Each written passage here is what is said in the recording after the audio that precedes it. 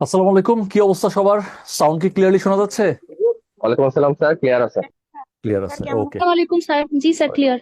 ওকে, তাহলে চলেন আমরা শুরু করি। আমাদের আজকে হচ্ছে লেকচার 3। লেকচার 1 2 পড়ছেন?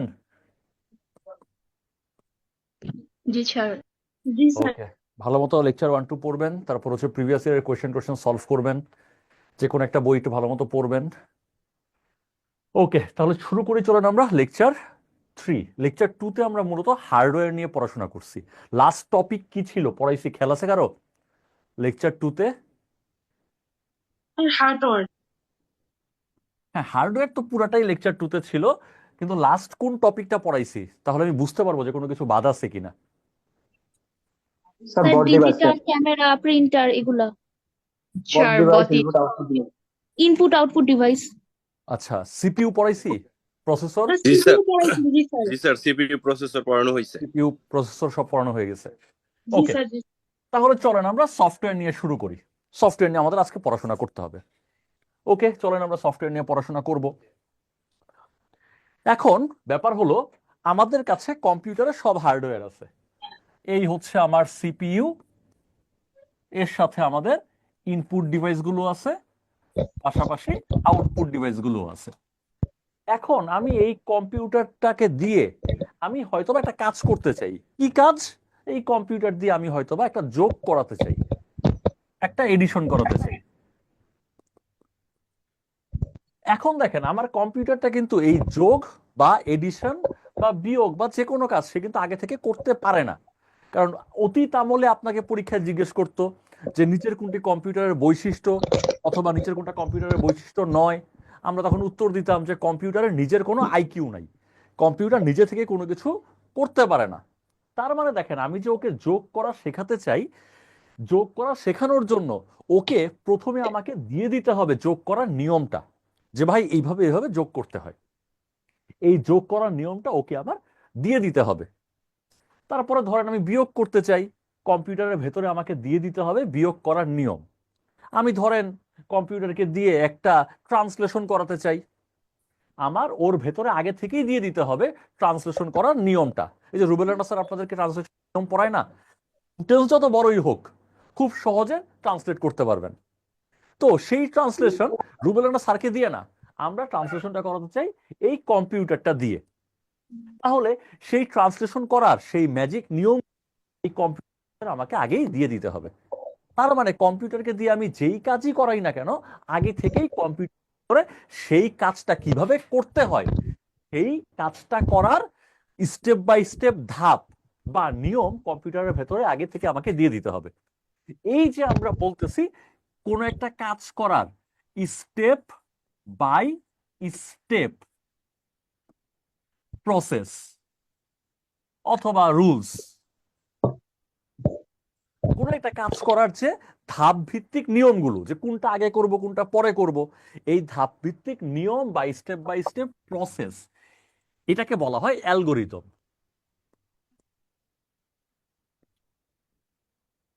কোন একটা কাজ করার স্টেপ বাই স্টেপ প্রসেস কে বলা হয় অ্যালগোরিদম।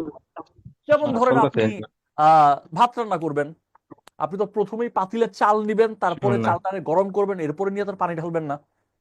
প্রথমে কি করবেন? পাতিলে পানি নিবেন, এটা হচ্ছে নিয়ম, তারপরে পানির ভেতরে চাল দিবেন, তারপরে এটাকে গরম করবেন। এই যে স্টেপ বাই স্টেপ নিয়ম, এই স্টেপ বাই স্টেপ নিয়মটাকে বলা হয় অ্যালগোরিদম। অ্যালগোরিদম সবার কাছে ক্লিয়ার কিনা? ব্যাপারগুলো একটু জটিল, বাট মাথায় ঢুকতেছে কিনা? জি জি স্যার। স্যার। ক্লিয়ার। তাহলে অ্যালগোরিদম ক্লিয়ার। ওকে, শুরুতে এখন কমপ্লিশন ভালো না। এখন এই অ্যালগোরিদমটাকেই, অন্য কিছুকে না, অ্যালগোরিদমটাকেই আমি যদি চার্ট আকারে দেখাই, অ্যালগোরিদমটাকে আমি প্রকাশ করতে চাই চার্ট আকারে। অ্যালগোরিদমকে হ্যাঁ, আমি যখন চার্ট আকারে প্রকাশ করব, তখন সেই চার্টের নাম হবে ফ্লো চার্ট। কোন একটা কাজের নিয়মকে লিখে প্রকাশ করার চেয়ে চার্ট আকারে প্রকাশ করলে ব্যাপারটা একটু সহজ মনে হয়। অ্যালগোরিদমকে যখন আমরা চার্ট আকারে দেখাবো তখন তার নাম হবে ফ্লো চার্ট। আশা করি এটুকু ক্লিয়ার। তাড়াতাড়ি তো আমি কাতিল ভাই মিউট করেন। পাশে ঢুকে যাই। ভাই আমরা একটু মিউট থাকি, শাহিন ভাই কথা আমরা বলতেছেন। কোশ্চেন করার সময় আনমিউট হব। সবাই উনি কথা বলে কেন? কমন সেন্স নেই, ক্লাসে ঢুকে যে একটু মিউট করে থাকবে। ওকে, হ্যাঁ আবার আনমিউট যাও। হয়।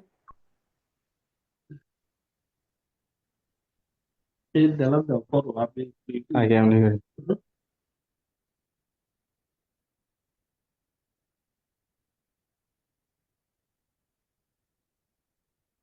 ওকে, আচ্ছা, তাহলে আমরা অ্যালগোরিদম বুঝে গেলাম, ফ্লো চার্ট বুঝে গেলাম।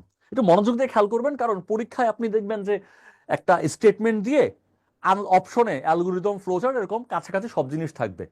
কোনটা রাইট আনসার সেটা খুঁজে পেতে মাঝে মাঝে সমস্যা হয়। এই জন্য ক্লিয়ার পার্থক্যগুলো আমাদের বুঝতে হবে। এখন দেখেন, আমি এই যোগ করার নিয়ম, বিয়োগ করার নিয়ম, ভাত রান্নার নিয়ম, এই নিয়মটা আমি কম্পিউটারকে বোঝাতে চাই।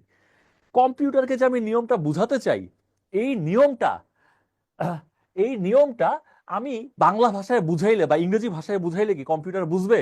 কম্পিউটার তো বুঝবে না। এই নিয়মটা কম্পিউটারকে বোঝাতে হবে যেই ভাষায়, সেই ভাষাটার নাম হচ্ছে প্রোগ্রামিং ল্যাঙ্গুয়েজ। কম্পিউটারকে আমরা কাজটার নিয়ম বা অ্যালগোরিদমকে বোঝাবো, কিন্তু অ্যালগোরিদমটা বোঝাতে হবে কম্পিউটার বুঝতে পারে এমন ভাষায়। বাংলা ইংরেজি ভাষায় যদি আমি কম্পিউটারকে বোঝাই, ও বুঝবে না। কম্পিউটার যেই ভাষাটা বুঝতে পারবে সেই ভাষার নাম হচ্ছে প্রোগ্রামিং ল্যাঙ্গুয়েজ।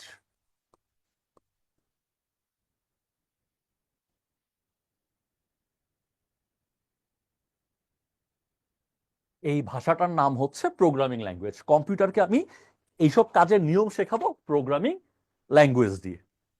ওকে, এখন এই প্রোগ্রামিং ল্যাঙ্গুয়েজ দিয়ে আমি যখন নিয়মটা কোথাও লিখবো, প্রোগ্রামিং ল্যাঙ্গুয়েজ এবং প্রোগ্রামিং ল্যাঙ্গুয়েজটা দিয়ে, ভাষাটা দিয়ে আমি যখন কাজের নিয়মটা কোথাও লিখবো, তখন এই দুইটাকে একসাথে বলা হবে কোড। তাহলে ধরেন যোগ করার নিয়ম, যোগ করার নিয়ম আপনি আমি সবাই পারি। যোগ করার নিয়মটা আমরা বাংলা ভাষায় না লিখে আমরা লিখবো প্রোগ্রামিং এর ভাষায়। প্রোগ্রামিং এর ভাষায় যখন আমরা নিয়মটা লিখবো, সেই written algorithm in programming language, written algorithm in programming language.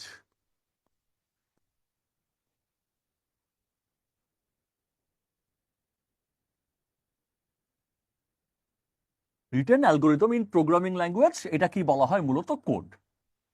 আপনি মোটামুটি শোনেন না, আপনার বন্ধু বান্ধব কোডিং করে। কোডিং করে মানে কি? তারা কোন একটা প্রোগ্রামিং ল্যাঙ্গুয়েজ, আপনি অনেক প্রোগ্রামিং ল্যাঙ্গুয়েজের নাম জানেন, আপনার বন্ধু বান্ধবের কাছ থেকে শুনছেন, নিজেও কাজ করছেন। সি প্রোগ্রামিং ল্যাঙ্গুয়েজ, তারপর হচ্ছে পাইথন প্রোগ্রামিং ল্যাঙ্গুয়েজ। এইসব প্রোগ্রামিং ল্যাঙ্গুয়েজ দিয়ে আপনি কম্পিউটারকে কোন একটা কাজ বোঝাতে চান। কাজ বোঝানোর যে নিয়ম বা অ্যালগোরিদম, সেটাকে যখন প্রোগ্রামিং ল্যাঙ্গুয়েজ দিয়ে লিখেন, এই লিখিত অ্যালগোরিদম ইন প্রোগ্রামিং ল্যাঙ্গুয়েজ, সেটাকে বলা হয় কোড। এই পর্যন্ত বুঝছেন কিনা আমাকে একটু বলবেন, কোনো কনফিউশন আছে কিনা? জি স্যার, বুঝছি। ফাইন, জি স্যার, চমৎকার। বুঝেছি। আরেকবার ওকে বলেন স্যার। ওকে, আরেকবার বলতে হবে? জি স্যার। তারা আর একবার সামারি করেন সংক্ষেপে। ওকে, সামারি কি এখন করবো না সবগুলো লিখে করব? আচ্ছা, এই পর্যন্ত সামারি করি। আমরা আসলে কি কি পড়ছি? কম্পিউটারকে আপনি কোন একটা কাজ কম্পিউটারকে দিয়ে করাতে চাচ্ছেন। কম্পিউটার তো ভাই কাজটা করতে পারে না, কিন্তু আপনি চাচ্ছেন কম্পিউটারকে দিয়ে কাজটা করাতে। তাহলে কম্পিউটারকে ওই কাজ করার নিয়মটা কম্পিউটারের ভেতরে দিয়ে দিতে হবে। এখন কাজ করার নিয়মটা যে আমি কম্পিউটারের ভেতরে দিব, ওই নিয়মটা তো আমার জানা থাকতে হবে। আমি যদি কাজটার নিয়ম না জানি, তাহলে আমি সেই নিয়মটা কম্পিউটারের ভেতরে কি করে দিব? কম্পিউটার কিভাবে কাজ করবে? এই যে কাজ করার মূল নিয়ম বা কাজ করার যে ধাপ, কোন কোন পার্ট আগে করব, কোন পার্ট পরে করব, এই ধাপ বা নিয়মটাকে বলা হয় অ্যালগোরিদম। ক্লিয়ার কিনা? যাদের কোয়েশ্চেন ছিল শুধু তারা বলবেন। Algorithm clear? Algorithm clear. এখন ক্লিয়ার এই স্যার। অ্যালগোরিদমটাকে কিছু বলছেন? অ্যালগোরিদমটাকে আমি যদি চার্ট আকারে প্রকাশ করি, তখন সেটাকে বলা হবে ফ্লো চার্ট। ওকে, এখন এই অ্যালগোরিদমটা অর্থাৎ কাজ করার নিয়মটা আমি শিখলাম, বাট আমি শিখে আমার ভেতরে রেখে দিলে তো লাভ নাই। এই নিয়মটা এখন কম্পিউটারের ভেতরে দিয়ে দিব। কম্পিউটারের ভেতরে যে দিব, কম্পিউটারের ভেতরে আমি বাংলা ভাষা আমি পারিও দেখে বাংলা ভাষায় তো কম্পিউটারের ভেতরে এই নিয়মটা দিতে পারবো না। কম্পিউটারের ভেতরে এই নিয়মটা আমাকে দিতে হবে কম্পিউটার জানে এমন ভাষায়। কম্পিউটার যেই ভাষাটা জানে বা বুঝে সেটাকে বলা হয় প্রোগ্রামিং ল্যাঙ্গুয়েজ। ওকে, এখন আমি প্রোগ্রামিং ল্যাঙ্গুয়েজ দিয়ে কম্পিউটারকে যে নিয়মটা দিব, দেওয়ার আগে আমি কোনো একটা জায়গাতে প্রোগ্রামিং ল্যাঙ্গুয়েজ দিয়ে নিয়মটা যদি লিখি, কম্পিউটারের ভেতরে এখনো দেই নাই, কম্পিউটার এখনো কাজ করা শুরু করে নাই, আমি জাস্ট নিয়মটাকে কম্পিউটারের ভাষায় কোনো একটা জায়গায় লিখে যদি রাখি, এই লিখিত অ্যালগোরিদম, লিখিত নিয়ম কোন ভাষায়? প্রোগ্রামিং ল্যাঙ্গুয়েজে। প্রোগ্রামিং ল্যাঙ্গুয়েজে এই লিখিত নিয়মটাকে বলা হয় কোড। এইটুকু ক্লিয়ার কিনা? যারা কোশ্চেনটা করছিলেন শুধু তাদের জন্য বলতেছি, তারা একটু জানাবেন ক্লিয়ার কিনা।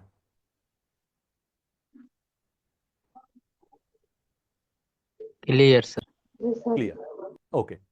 তাহলে লিখিত নিয়ম বা লিখিত কাজের স্টেপগুলোকে প্রোগ্রামিং ল্যাঙ্গুয়েজ দিয়ে লিখলে তাকে বলা হয় কোড। ওকে, আমি এখন নিয়ম কানুন লিখে রাখছি যে কিভাবে কি করতে হয়। লিখে না রেখে আমি এটা যদি কম্পিউটারের ভেতরে দিয়ে দিই যে কম্পিউটার, তোর ভেতরে আমি এই লিখিত নিয়মটা দিয়ে দিলাম, তুই এখন কাজ কর, তুই এই নিয়ম ফলো করে এখন কাজ করবি। লিখে রাখি নাই, আমি এটা ওর ভেতরে দিয়ে দিছি। যখন সে কাজ করা শুরু করবে তখন তাকে বলা হবে প্রোগ্রাম। যখন সে কাজ করা শুরু করবে তখন তাকে বলা হবে প্রোগ্রাম।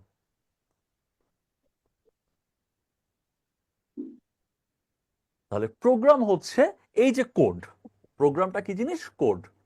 যখন সেটা কম্পিউটারের ভেতরে চলে গেছে তখন সেটাকে বলা হবে, সেই কোডটাই যখন আমি লিখে রাখছি তখন সেটা কোড, আর যখন কম্পিউটারের ভেতরে দিয়ে দিছি তখন সে হচ্ছে প্রোগ্রাম। একটু সহজ করে বলি, ধরেন আমি একটা কিছু রান্না করতে চাই, রান্না করার নিয়মটা, ধরেন আমি কি রান্না করতে চাই, আমি একটা ফিশ কারি তৈরি করতে চাই। এই ফিশ কারি বা মাছের তরকারি রান্নার নিয়মটা কোনো একটা বইয়ের মধ্যে লিখা, রেসিপির বইয়ের মধ্যে লিখা আছে। এই যে রেসিপির বইয়ের ভেতরে রান্নার নিয়মটা লিখা আছে, এই লিখিত নিয়মটাকে বলা হয় কোড।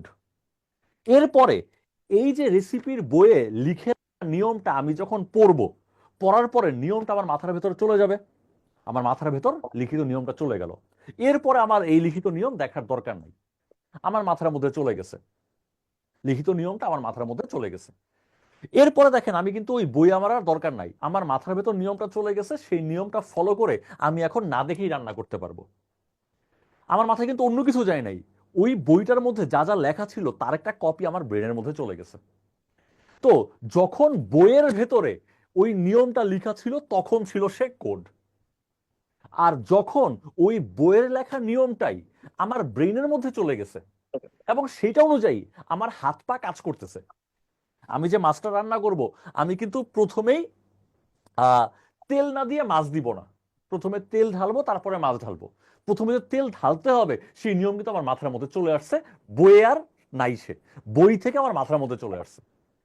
ঠিক তেমনি এই যে নিয়মগুলো যখন কম্পিউটারের ভেতরে চলে যায় এবং সেটা অনুযায়ী কম্পিউটার কাজ করে তখন তাকে প্রোগ্রাম বলে। জাস্ট লিখে রাখছে নিয়মটা প্রোগ্রামিং ল্যাঙ্গুয়েজ দিয়ে, তখন সে কোড।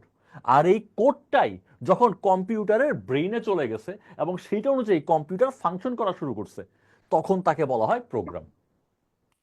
কি বলছি বুঝছেন কিনা একটু বলবেন আমাকে, কেউ না বুঝলে জি সেটা স্যার, আমাকে বুঝেছি। বলবেন। বুঝছেন? আর আমাকে বলেন তো কম্পিউটারের ব্রেইন কোনটা? সিপিইউ।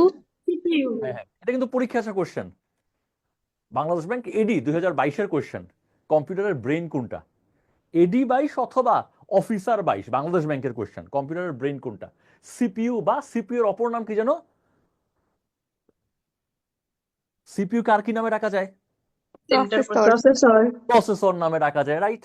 তো পরীক্ষা প্রসেসর অপশনটা ছিল আর কি। ওকে, এখন দেখেন, এই যে অ্যালগোরিদম, এখানে কি স্টেপ বাই স্টেপ প্রসেসটা আছে?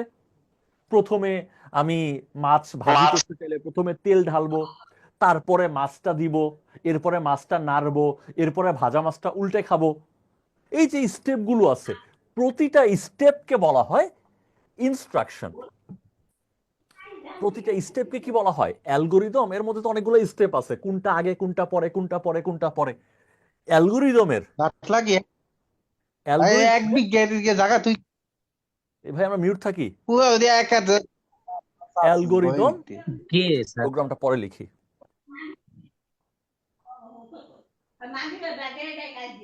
প্রোগ্রামটা নিচে লিখি, আগে ইনস্ট্রাকশন সম্পর্কে লিখি। ইনস্ট্রাকশন, ইনস্ট্রাকশনটা কি? ইনস্ট্রাকশনটা হচ্ছে অ্যালগোরিদমের অ্যালগোরিদমের প্রতিটি প্রতিটি স্টেপ কে ইনস্ট্রাকশন বলে। ইনস্ট্রাকশন বলে। অ্যালগোরিদমের ভিতরে প্রতিটা নিয়ম, কয়েকটা নিয়ম মিলে তো একটা কাজ হচ্ছে, প্রতিটা ধাপ, কাজের প্রতিটা ধাপকে ইনস্ট্রাকশন বলা হয়। আচ্ছা, আর প্রোগ্রামটা তো বলেই ফেলছি। এখন দেখেন, পরের পেজে চলে যাই, জায়গার তো আর আমাদের অভাব নাই। এখন আসেন আমরা প্রোগ্রাম সম্পর্কে লিখতে চাই, বা কোডকেও যদি আমরা একটু ডিফাইন করি। কোড কি আমাকে একজন বলেন তো ভাই, কোড কি যেন ছিল? তো ব্রেন থেকে বলেন, ব্রেনে যেটুকু আছে না দেখে। কোড যেন কি ছিল ভাই? একজন বললেই হবে। অ্যালগোরিদম আর প্রোগ্রামিং ল্যাঙ্গুয়েজ মিলে কোড। হ্যাঁ, অ্যালগোরিদম আর প্রোগ্রামিং ল্যাঙ্গুয়েজ মিলে কোড। যেমন ধরেন আপনার কাছে একটা গরুর রচনা আছে, গরুর রচনার মধ্যে কি কি আছে? ইংরেজি বাংলা ভাষা আছে, আর গরু সম্পর্কে ব্যাখ্যা আছে। গরু সম্পর্কে ব্যাখ্যাটা ভাষায়িত হয়েছে বাংলা ভাষা দিয়ে। ঠিক তেমনি আমার যে কাজের নিয়ম বা অ্যালগোরিদম আছে সেটা ভাষায়িত হয়েছে প্রোগ্রামিং ল্যাঙ্গুয়েজ দিয়ে। আচ্ছা, আর অ্যালগোরিদমের মধ্যে কি থাকে বলেন তো ভাই? অনেকগুলো স্টেপ থাকে, প্রতিটা স্টেপকে কি বলে অ্যালগোরিদমের?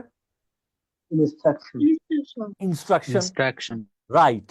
তাহলে আমরা কোডের ডেফিনেশন পরীক্ষার অপশনে যেভাবে থাকে সেভাবে একটু লিখি। সেট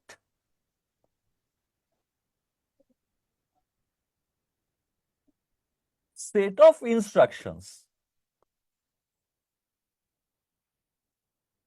ইনস্ট্রাকশনের সেটকে বলা হয় মূলত কোড। আর ইনস্ট্রাকশনের সেট মিলে কি হবে? অ্যালগোরিদম হবে আসলে। তাহলে এই সেট অফ ইনস্ট্রাকশন, যেটা কিনা রিটেন ভার্সনে আছে, লিখিত অবস্থায় আছে বাট ফাংশনেটিং অবস্থায় নাই, এই সেট অফ ইনস্ট্রাকশন যেটা রিটেন অবস্থায় আছে তাকেই বলা হয় মূলত কোড। আর এই সেট অফ ইনস্ট্রাকশন যেটার ভেতরে রিটেন অবস্থায় আছে, কোন ভাষায় রিটেন আছে? প্রোগ্রামিং ল্যাঙ্গুয়েজে রিটেন আছে। ঠিক আছে, মূল নিয়মটা হচ্ছে অ্যালগোরিদম, আর সেটা রিটেন অবস্থায় থাকলে সেটাকে আমরা বলতেছি কোড। ওকে, এইবার আসেন আমরা প্রোগ্রামের ডেফিনেশনে আসি। প্রোগ্রামের ডেফিনেশনে কি থাকবে? কোডটাই থাকবে কম্পিউটারের ব্রেইনের ভেতরে, এবং সেইটা অনুযায়ী কম্পিউটার কাজ করবে। সেটাকে পরীক্ষার ভাষায় যদি আমরা লিখতে চাই, সেটা হচ্ছে সেট অফ ইনস্ট্রাকশনস।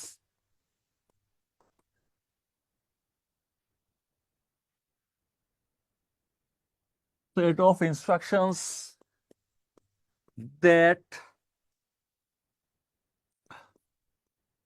টেল বা ডেসক্রাইব, আচ্ছা বলি, that tells a computer what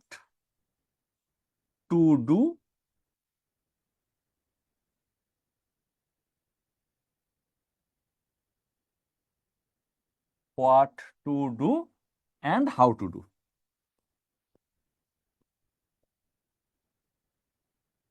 তাহলে দেখেন এই সেট অফ ইনস্ট্রাকশন, নিয়ম কানুনের সেটটা। ঠিক আছে, সেট বলতেছি কেন? কারণ কোনো কাজ করার জন্য 5টা নিয়ম থাকতে পারে, কোনো কাজ করার জন্য 20টা নিয়ম থাকতে পারে। তাহলে 5টা নিয়ম দিয়ে যেহেতু একটা কাজ হচ্ছে, ওইখানে এক সেট মানে 5টা। আবার অন্য কোনো কাজ করার জন্য 20টা নিয়ম দরকার হচ্ছে, 20টা স্টেপ দরকার হচ্ছে, 20 স্টেপ পার হলে কাজটা শেষ হয়। সেখানে 20টা স্টেপ মিলে আসলে একটা সেট। আচ্ছা, এই set of instructions that tells a computer, যেটা একটা কম্পিউটারকে বলতেছে। কম্পিউটারকে যে বলবে, বলার জন্য কম্পিউটারের ভেতরে আগে তাকে যাইতে হবে। আমি কাগজে লিখে রাখলে সেটা তো কম্পিউটারকে বলতে পারবে না। ওই কাগজের লিখা জিনিসটা কম্পিউটারের ভেতরে দিতে হবে আমার। তখন ওই সেট অফ ইনস্ট্রাকশনটা বলবে একটা কম্পিউটারকে হোয়াট টু ডু, কি করতে হবে, অ্যান্ড হাউ টু ডু, কিভাবে করতে হবে। ওই ব্যাপারটাকে আমরা বলি প্রোগ্রাম। প্রোগ্রাম ব্যাপারটা ক্লিয়ার কিনা আমাকে একটু বলবেন। হ্যাঁ স্যার। জি আমি স্যার। পরে আবার সামারি করে দিব, ডোন্ট ওয়ারি। আচ্ছা, এখন আমি কোডটাই তো কম্পিউটারের ভেতরে দিয়ে দিব, তখন সে প্রোগ্রাম হবে। এখন এই কোড লেখার সময় কি আমাকে ইনস্ট্রাকশনগুলো লিখতে হবে, কাজের ধাপগুলো লিখতে হবে, এবং সেটা লিখতে হবে প্রোগ্রামিং ল্যাঙ্গুয়েজে, রিটেন ইন, সংক্ষেপে লিখলাম প্রোগ্রামিং ল্যাঙ্গুয়েজ, পিএল। এখন আমি যে প্রোগ্রামিং ল্যাঙ্গুয়েজে লিখবো, লিখার সময় আমি যদি অনেক এক্সপার্ট হই তাহলে আমি হয়তো বা ডিরেক্টলি লিখে ফেলতে পারি। আর যদি আমি অনেক এক্সপার্ট না হই তাহলে আমাকে একটু রাফ লিখতে হবে, পরে আমি সেটাকে একটু এডিট করব। আবার রাফ লিখতে গেলে আমরা হয়তো বা অনেক সময় একটু শর্টকাটও মারতে পারি, রাফই তো জিনিসটা, পরে ফ্রেশ করব। কোডটাই আমরা লিখার আগে যদি কোথাও রাফ করি, রাফে যদি এরকম বিভিন্ন শর্টকাট মারি, তখন সেই শর্টকাট মারা রাফ কোডটাকে বলা হয় সিউডো কোড।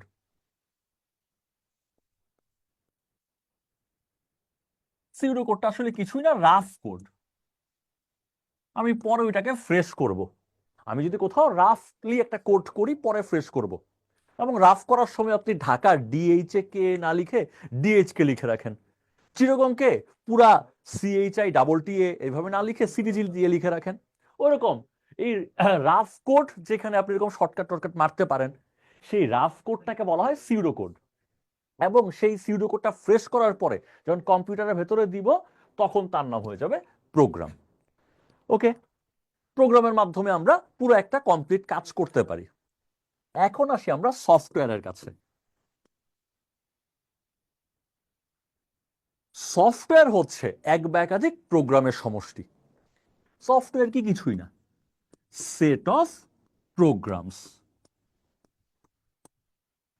যেমন ধরেন যোগ করার একটা প্রোগ্রাম আছে, ওইখানে হয়তো বা 5টা ইনস্ট্রাকশন আছে, 5টা ইনস্ট্রাকশন ফলো করলে ও যোগ করে ফেলতে পারে। আবার ধরেন বিয়োগ করার আরেকটা প্রোগ্রাম আছে, ওইখানে হয়তো বা 10টা নিয়ম আছে, ওই 10টা নিয়ম ফলো করলে একটা বিয়োগ হয়ে যায়।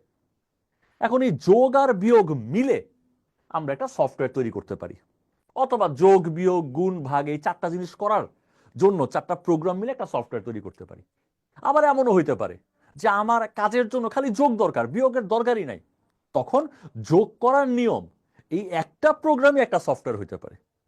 তাহলে সেট অফ প্রোগ্রামস, সেট যেহেতু একটা জিনিসও একটা সেট হইতে পারে, 20টা জিনিসও একটা সেট হইতে পারে, কয়টাতে হবে এটা কাজের উপর ডিপেন্ড করবে। তাহলে আমরা কি বলতে পারি, সেট অফ প্রোগ্রামস মানে এক বা একাধিক প্রোগ্রামের সেট নিয়ে তৈরি হয় সফটওয়্যার।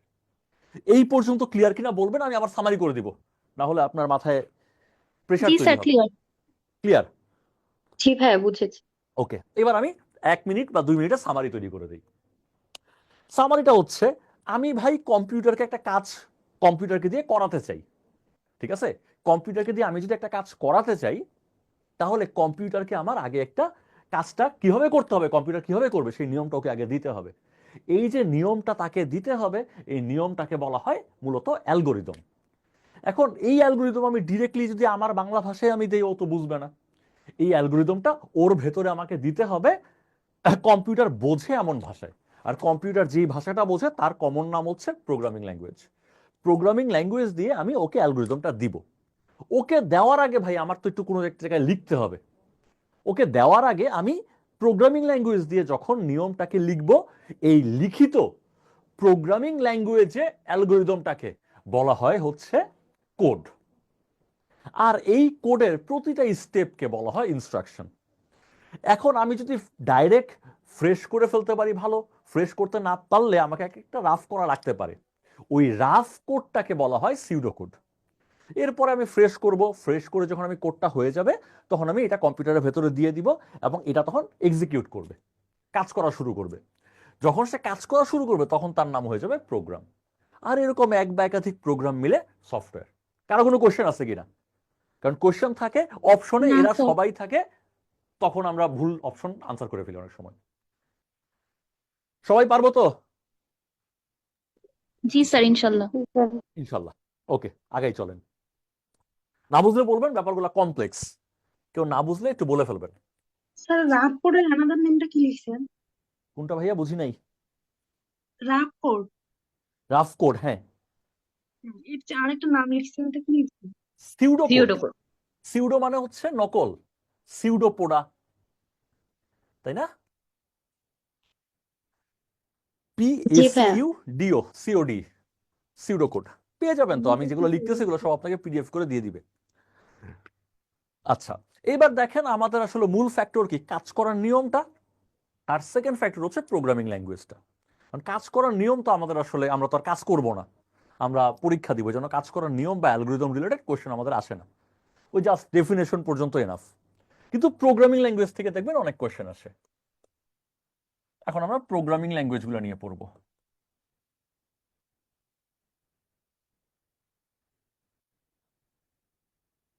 আচ্ছা, প্রোগ্রামিং ল্যাঙ্গুয়েজটা আমাদের পড়তে হবে। এখন আপনারা সবাই উত্তরটা জানেন, কম্পিউটার কোন ল্যাঙ্গুয়েজটা বুঝতে পারে? কম্পিউটারে কি কি থাকলে Programming কম্পিউটার আসলে বুঝতে পারে? Machine language. মেশিন ল্যাঙ্গুয়েজ মানে 0 1 এইগুলো কম্পিউটার বোঝে, তাই না? তাহলে প্রোগ্রামিং ল্যাঙ্গুয়েজের মধ্যে কম্পিউটার যে ভাষাটা বুঝতে পারে সেটা আসলে মেশিন ল্যাঙ্গুয়েজ। মাপবা বলে বেশি খাই বলে তাই মাপবা এসে ছাড়বা, এবার তুই কাম করতে থাকবা। বেশি খাই তো ভাই গরম হয়েছে এগুলো খাওয়ান। এ ভাই, এগুলা কি করতেছেন আপনারা? উনি কে? আক্তার হোসেন সম্ভবত। ক্লাস দিলাম সবাইরে মিউট করে। আচ্ছা, কম্পিউটার যে ল্যাঙ্গুয়েজটা আসলে বুঝতে পারে, আমি কম্পিউটারকে যোগ করার কথা বা ভাত রান্না করার কথা বা মাছ ভাজি করার কথা বাংলায় বললে আসলে বুঝবে না, ওরা আমি মাছি ভাজি করতে বলবো, ওকে আমি ভাজা মাছ উল্টে খাওয়া শেখাবো, কিন্তু সবকিছু শেখাবো ওকে 0 আর 1 দিয়ে। 0 আর 1-এর যেই ভাষা, সেই ভাষাটার নাম হচ্ছে মেশিন ল্যাঙ্গুয়েজ। ম্যাটাফোরিক অর্থে কম্পিউটার মেশিন ল্যাঙ্গুয়েজ বোঝে, but it is a metaphor. Computer ওই গোল গোল 0 আর বাঁশের মতো থাকলে 1 এরকম বুঝে না। কম্পিউটার আসলে কারেন্টের প্রেজেন্সে, কারেন্টের উপস্থিতিতে একরকম বিহেভ করে, আর কারেন্টের অ্যাবসেন্সে ভিন্ন রকম বিহেভ করে। কারেন্টের প্রেজেন্সের বিহেভটাকে ম্যাটাফোরিক অর্থে আমরা বলতেছি 1, কারেন্টের অ্যাবসেন্সের বিহেভিয়রটাকে ম্যাটাফোরিক অর্থে আমরা বলতেছি 0। এখন কারেন্টের প্রেজেন্স অ্যাবসেন্স এই বিহেভিয়রটা নিয়ে যেই ভাষা তৈরি তার নাম হচ্ছে মেশিন ল্যাঙ্গুয়েজ। তাহলে মেশিন ল্যাঙ্গুয়েজে অ্যালফাবেট কয়টা আপনাকে জিজ্ঞেস করলে আপনি আনসার দেবেন 2টা, 0 আর 1। হোক ম্যাটাফোরিক, বাট সর্বজন স্বীকৃত ম্যাটাফোর, তো এই জন্য আমরা বলবো কম্পিউটার বুঝতে পারে 0 আর 1। এখন এই ল্যাঙ্গুয়েজ দিয়ে আমি আসলে করব কি? এই ল্যাঙ্গুয়েজ দিয়ে আমি আসলে অ্যালগোরিদমটাকে লিখবো, লিখার পরে কম্পিউটারের ভেতরে দিয়ে দিব। কম্পিউটারের ভেতরে দিয়ে দিলে বেটা তো প্রোগ্রাম হবে, আর দেওয়ার আগে লিখে রাখলে সেটা কোড হবে। এখন আমরা কোড নিয়ে চিন্তা করি, কম্পিউটারের ভেতরে ঢুকালে তো প্রোগ্রাম হবেই। এই যে কোডটা হবে মেশিন ল্যাঙ্গুয়েজ দিয়ে, আমি যখন কাজের নিয়মটা লিখবো, মাছ ভাজার নিয়মটা মেশিন ল্যাঙ্গুয়েজ দিয়ে লিখবো, তখন তার নাম হবে কোড। আর সেই কোডটাকে বলা হয় মূলত অবজেক্ট কোড। আপনাকে পরীক্ষায় কোশ্চেন করবে, কম্পিউটার কোন ল্যাঙ্গুয়েজ বোঝে? আনসার দিবেন মেশিন ল্যাঙ্গুয়েজ। কম্পিউটার কোন কোড বুঝতে পারে? আনসার দিবেন হচ্ছে অবজেক্ট কোড। কম্পিউটার অবজেক্ট কোডটা বুঝতে পারে। আবার আপনাকে কোশ্চেন করতে পারে যে মেশিন ল্যাঙ্গুয়েজ দিয়ে লিখিত কোডকে কি কোড বলে? আপনার আনসার হবে অবজেক্ট কোড।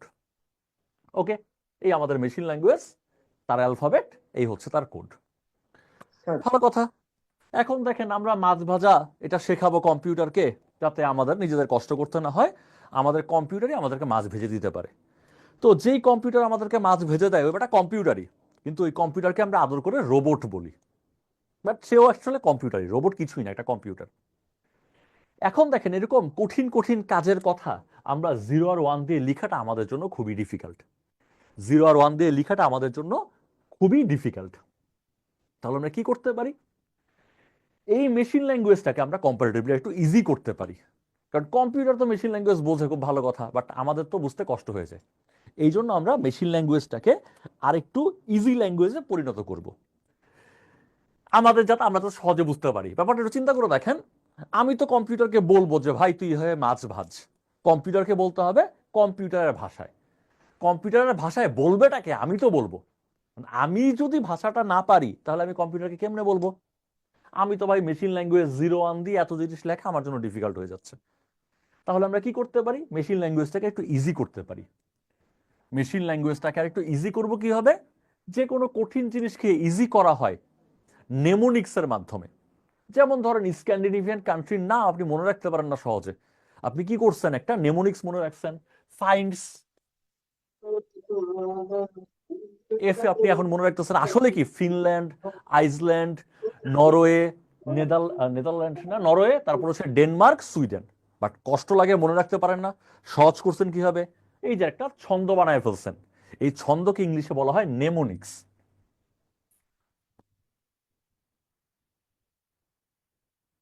ঠিক তেমনি মেশিন ল্যাঙ্গুয়েজ ভাই প্রচুর কঠিন, কম্পিউটার বুঝে ঠিক আছে, আমারও তো বুঝতে হবে। আমি না বুঝলে কেমনে কম্পিউটারের ভেতরে এটা ঢুকাবো? তাহলে আমাদের যেহেতু বুঝতে কঠিন লাগে, এই জন্য আমরা সহজ করার জন্য দিলাম এরকম নেমোনিক্স। আর মেশিন ল্যাঙ্গুয়েজের উপরে নেমোনিক্স প্রয়োগ করলে যেই ভাষাটা হয় তার নাম হচ্ছে অ্যাসেম্বলি ল্যাঙ্গুয়েজ। সেই ভাষার নাম assembly language. Computer assembly language ভালোই বুঝতে পারে, সরি কম্পিউটার অ্যাসেম্বলি ল্যাঙ্গুয়েজ বুঝে না, কম্পিউটার বোঝে শুধুমাত্র মেশিন ল্যাঙ্গুয়েজ। ঠিক যেমন আপনাকে পরীক্ষার খাতায় যদি স্ক্যান্ডিনেভিয়ান 5টা কান্ট্রির নাম বলে, আপনি লিখে দিলেন ফাইন্ডস, এটা তো আপনার স্যার খাতা দেখেও বুঝবে না। ঠিক তেমনি কম্পিউটার বুঝতে পারে মেশিন ল্যাঙ্গুয়েজ। মেশিন ল্যাঙ্গুয়েজ আমাদের কঠিন লাগে বলে আমরা সেখানে নেমোনিক্স বা ছন্দ প্রয়োগ করে একটা সহজ ল্যাঙ্গুয়েজ বানিয়েছি, অ্যাসেম্বলি ল্যাঙ্গুয়েজ। কিন্তু কম্পিউটার বেটা তো এটা বুঝবে না। এখন আপনি অ্যাসেম্বলি ল্যাঙ্গুয়েজ দিয়ে যদি কোড লিখেন, এই কোড কম্পিউটার বুঝবে না। আর যেই কোডই কম্পিউটার বোঝে না, সেই কোডের নাম হয়ে যায় সোর্স কোড। স্যার হ্যাঁ, কোশ্চেন থাকলে বলেন ভাইয়া। স্যার বুঝলাম না, একটু নেমোনিক বুঝলেন না? না, আবার সামারাইজ। সরি, কে বলতেছেন? আপনার সাথে কথা বলি তাহলে বুঝাই দিব। নাম বলেন। আবির আবির আবির, আচ্ছা। আবির, আপনার মনে করেন স্ক্যান্ডিনেভিয়ান 5টা কান্ট্রির নাম মনে রাখা আপনার জন্য খুব ডিফিকাল্ট হয়ে যাচ্ছে, ঠিক আছে?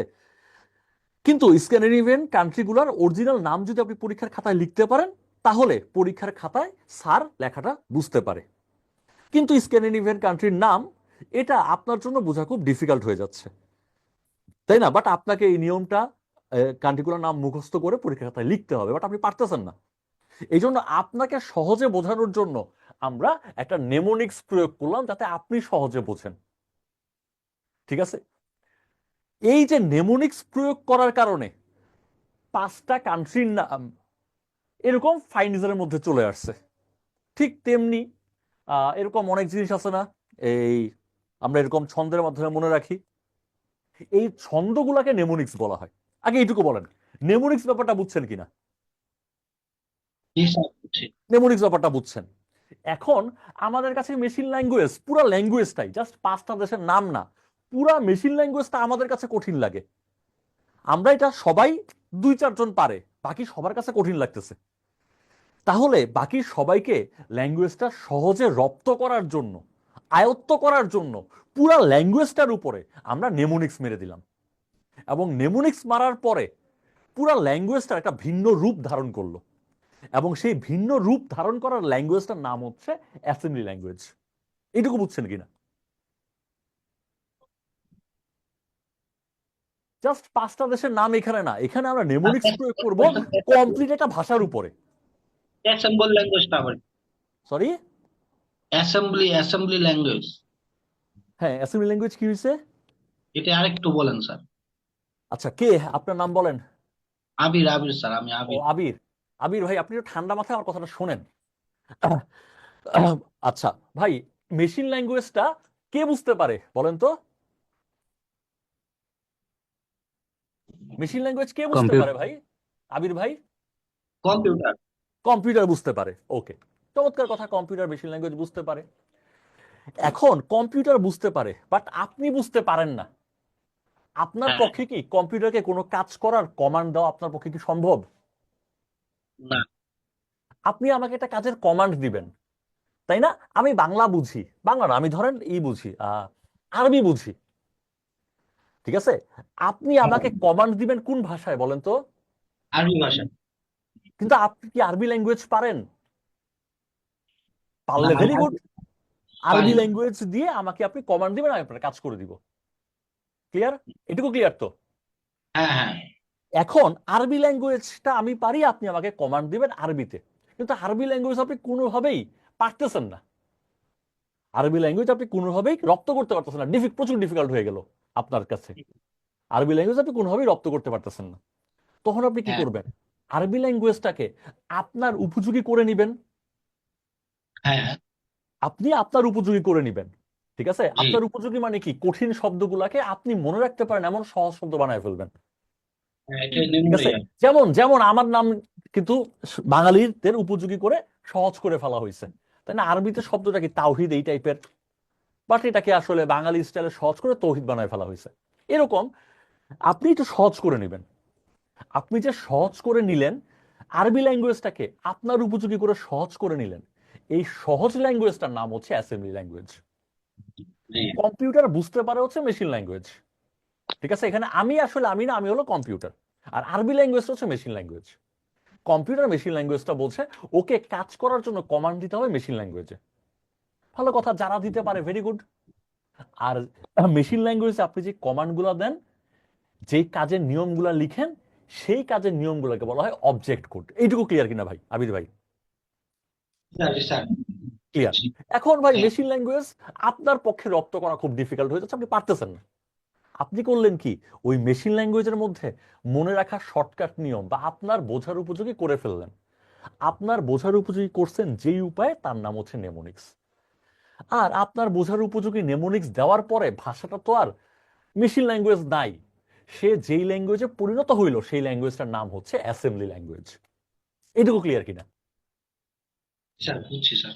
আর অ্যাসেম্বলি ল্যাঙ্গুয়েজ হয়ে যাওয়ার পরে আপনি অ্যাসেম্বলি ল্যাঙ্গুয়েজে যদি কোনো কমান্ড লিখেন, সেই কমান্ডটার নাম হয়ে যাবে বা সেই কোডের নাম হয়ে যাবে সোর্স কোড। বুঝছেন কিনা ভাই, একটু বলবেন? জি স্যার ক্লিয়ার, ক্রিস্টাল ক্লিয়ার। সবার কাছে ক্লিয়ার কিনা? ডিফিকাল্ট জিনিস কিন্তু, জি স্যার। এত না বুঝলেও চলে, কিন্তু বুঝলে সুবিধা যেটা, কোশ্চেন ডিফিকাল্ট হলেও আপনি উতরে আসতে পারবেন। এই জন্য আমি একটু ডেপথ থেকে বোঝার চেষ্টা করতেছি। না বুঝলেও জীবন চলে, চলে না এমন না। স্যার একটা প্রশ্ন ছিল স্যার। হ্যাঁ স্যার, বলেন স্যার। স্যার 0 এবং 1 কি আমরা কি এটাকে কোড বলবো? 0 আর 1 কে ভাইয়া বুঝি নাই, আরেকটু জোরে বলতে হবে। আমরা কি কোড বলবো এটাকে 0 এবং 1 কে? 1 কে কি বলবেন? কোড, বুট? অবজেক্ট কোড বলবো? ও, 0 আর 1 কে অবজেক্ট কোড বলবেন না। 0 আর 1 হচ্ছে মেশিন ল্যাঙ্গুয়েজের অ্যালফাবেট। যেমন আপনি এ থেকে জেড পর্যন্ত, আপনি ইংরেজি ভাষার এ থেকে জেড পর্যন্ত জানেন, কিন্তু এ থেকে জেড পর্যন্ত এই 26 জনকে ব্যবহার করে আপনি যখন আহ ইটালিয়ান পিৎজা বানানোর রেসিপিটা লিখেন, সেই রেসিপিটা হচ্ছে, তার মধ্যে এ থেকে জেডের মধ্যে থাকা জিনিসগুলোই আছে, 20 পেজের জিনিস আছে। এই ইটালিয়ান পিৎজা বানানোর যে রেসিপিটা আপনি লিখছেন, সেই রেসিপিটা হচ্ছে মূলত কোড। ইংরেজি ভাষায় রেসিপি লিখলে সেটা সোর্স কোড। আর মেশিন ল্যাঙ্গুয়েজ দিয়ে 0 1 ব্যবহার করে যখন আপনি এই ইটালিয়ান পিৎজা বানানোর নিয়মটাই লিখবেন, তখন তার নাম হবে অবজেক্ট কোড। তাহলে ক্লিয়ার এটা কিনা? তাহলে উপকরণ। হ্যাঁ, বুঝি নাই ভাই। তাহলে এটা উপকরণ স্যার, 0 এবং 1 হচ্ছে উপকরণ। রাইট, 0 আর 1 হচ্ছে উপকরণ, রাইট। আর এখন সেই মেশিন ল্যাঙ্গুয়েজকে আপনি সহজ করে অ্যাসেম্বলি ল্যাঙ্গুয়েজ বানাইছেন, সেটা দিয়ে যখন আপনি বিভিন্ন কোড লিখবেন, তখন তার নাম হবে সোর্স কোড। মানে মেশিন ল্যাঙ্গুয়েজ ছাড়া অন্য ভাষা দিয়ে কোড লিখলেই তার নাম সোর্স কোড। ওকে, আচ্ছা, একটু আগাইলে এরপর আবার কোশ্চেন নিচ্ছি আপনাদের। এরপরে যেটা দাঁড়াইলো, অ্যাসেম্বলি ল্যাঙ্গুয়েজ আমরা নেমোনিক্স ব্যবহার করে সহজ করার চেষ্টা করছি, কিন্তু স্টিল পর্যাপ্ত সহজ হয় নাই, আরো সহজ করা দরকার। ঠিক আছে, আগে হয়তোবা মেশিন ল্যাঙ্গুয়েজে কাজ করতে পারে পৃথিবীতে মোটামুটি 1000 খানিক মানুষ। এটাকে সহজ করে যখন অ্যাসেম্বলি ল্যাঙ্গুয়েজ বানানো হলো, তখন পৃথিবীতে কাজ করতে পারে বা এটা নিয়ে ডিল করতে পারে মোটামুটি 1000 পাঁচেক মানুষ। বাট স্টিল এটা অতটাও সহজ না, আরো সহজ করা দরকার। তখন আমরা অ্যাসেম্বলি ল্যাঙ্গুয়েজ থেকে আরো সহজ ল্যাঙ্গুয়েজ বানানো শুরু করলাম, এবং সেই জাতের ল্যাঙ্গুয়েজের নাম হচ্ছে high level language. Assembly language still আগের চেয়ে সহজ, কিন্তু নট এনাফ। আরো অ্যাসেম্বলি ল্যাঙ্গুয়েজকে আরো সহজ করা হলো। সেই ল্যাঙ্গুয়েজগুলোর নাম হচ্ছে হাই লেভেল ল্যাঙ্গুয়েজ। এবং সেই হাই লেভেল ল্যাঙ্গুয়েজ দিয়ে আপনি যখন কাজগুলা নিয়ম কানুনগুলা লিখবেন তখনও তার নাম হবে সোর্স কোড। মেশিন ল্যাঙ্গুয়েজ দিয়ে লিখলে হয় অবজেক্ট কোড, অন্যান্য ল্যাঙ্গুয়েজ দিয়ে যখন আপনি কাজের নিয়ম কানুন লিখবেন তার নাম হয় সোর্স কোড। এখন দেখেন পৃথিবীতে মেশিন ল্যাঙ্গুয়েজ একটাই, তার এক্সাম্পলও সে নিজেই, প্রকারভেদও সে নিজেই, একজনই পৃথিবীতে। সেখান থেকে সহজ করে যে ল্যাঙ্গুয়েজটা বানানো হয়েছে তার নাম হচ্ছে অ্যাসেম্বলি ল্যাঙ্গুয়েজ। পৃথিবীতে অ্যাসেম্বলি ল্যাঙ্গুয়েজ একটাই, তার এক্সাম্পল সে নিজেই। কিন্তু অ্যাসেম্বলি ল্যাঙ্গুয়েজ থেকে সহজ করে, অ্যাসেম্বলি ল্যাঙ্গুয়েজ থেকে সহজ করে অনেক অনেক ল্যাঙ্গুয়েজ বানানো হয়েছে। সেই জন্য অ্যাসেম্বলি ল্যাঙ্গুয়েজ থেকে সহজ করে যে ল্যাঙ্গুয়েজগুলো বানানো হয়েছে সবাইকে একসাথে বলা হয় হাই লেভেল ল্যাঙ্গুয়েজ। কিন্তু সবার নাম তো আর সেম না। কারো নাম ফোরট্রান, কারো নাম সি, কারো নাম সি প্লাস প্লাস, কারো নাম জাভা। সবাইকেই বানানো হয়েছে অ্যাসেম্বলি ল্যাঙ্গুয়েজ থেকে। বিভিন্নভাবে সহজীকরণটা করা হয়েছে। কেন সহজীকরণ করা হয়েছে? কারণ আমাকে তো বুঝতে হবে, আমি তো কমান্ড দিব, আমি তো কমান্ডার। আমি নিজে না পারলে ওরে আমি কি কেমনে কমান্ড দিব? তারপর হচ্ছে জাভা, এরপরে জাভা স্ক্রিপ্ট, পাইথন, আপনারা নাম অনেক জানেন, পিএইচপি, অনেকেই কাজও করছেন। তাহলে এরা সবাই হচ্ছে হাই লেভেল প্রোগ্রামিং ল্যাঙ্গুয়েজ। এদের সবার জন্ম থেকে অ্যাসেম্বলি ল্যাঙ্গুয়েজ থেকে। এরপরে হাই লেভেল ল্যাঙ্গুয়েজ এটাও নট এনাফ, আরো সহজ করা দরকার। হাই লেভেল ল্যাঙ্গুয়েজ থেকে আরো সহজ করে বানানো হয়েছে very high level language. Very high level language. আর ভেরি হাই লেভেল ল্যাঙ্গুয়েজ থেকে একটা অপশন, একটা এক্সাম্পলই পরীক্ষায় বারবার আসে, তার নাম হচ্ছে এসকিউএল। এসকিউএল এর এক্সাম্পলটাই পরীক্ষায় বারবার আসে। এছাড়া আমরা দু একটা এক্সাম্পল জাস্ট দেখে রাখি, খুব একটা আসে না। ওকিউএল, এক্সকোয়ারি, এগুলো লিখে রাখলাম, পরীক্ষায় খুব একটা আসে না। এর হচ্ছে ভেরি হাই লেভেল ল্যাঙ্গুয়েজ।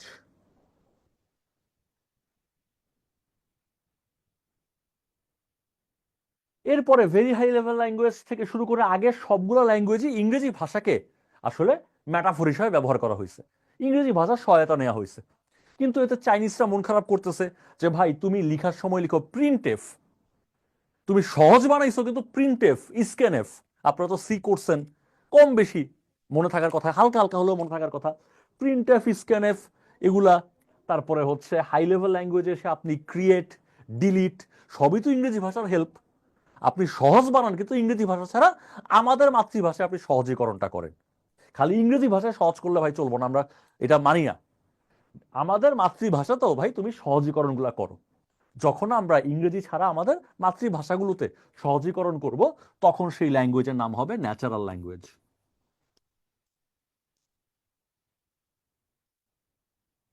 আমরা চাইনিজ ভাষায় সহজীকরণটা করতে পারি, তখন তার নাম হবে ন্যাচারাল ল্যাঙ্গুয়েজ।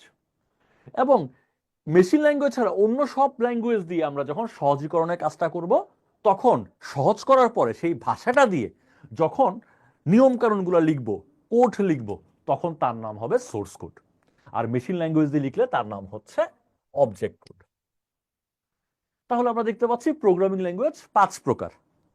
প্রথমেই যে প্রোগ্রামিং ল্যাঙ্গুয়েজের জন্ম তার নাম হচ্ছে মেশিন ল্যাঙ্গুয়েজ, তাই আমরা একে বলবো প্রথম প্রজন্মের ল্যাঙ্গুয়েজ। এরপরে মেশিন ল্যাঙ্গুয়েজ কম্পিউটার সরাসরি বুঝতে পারে, ভালো কথা।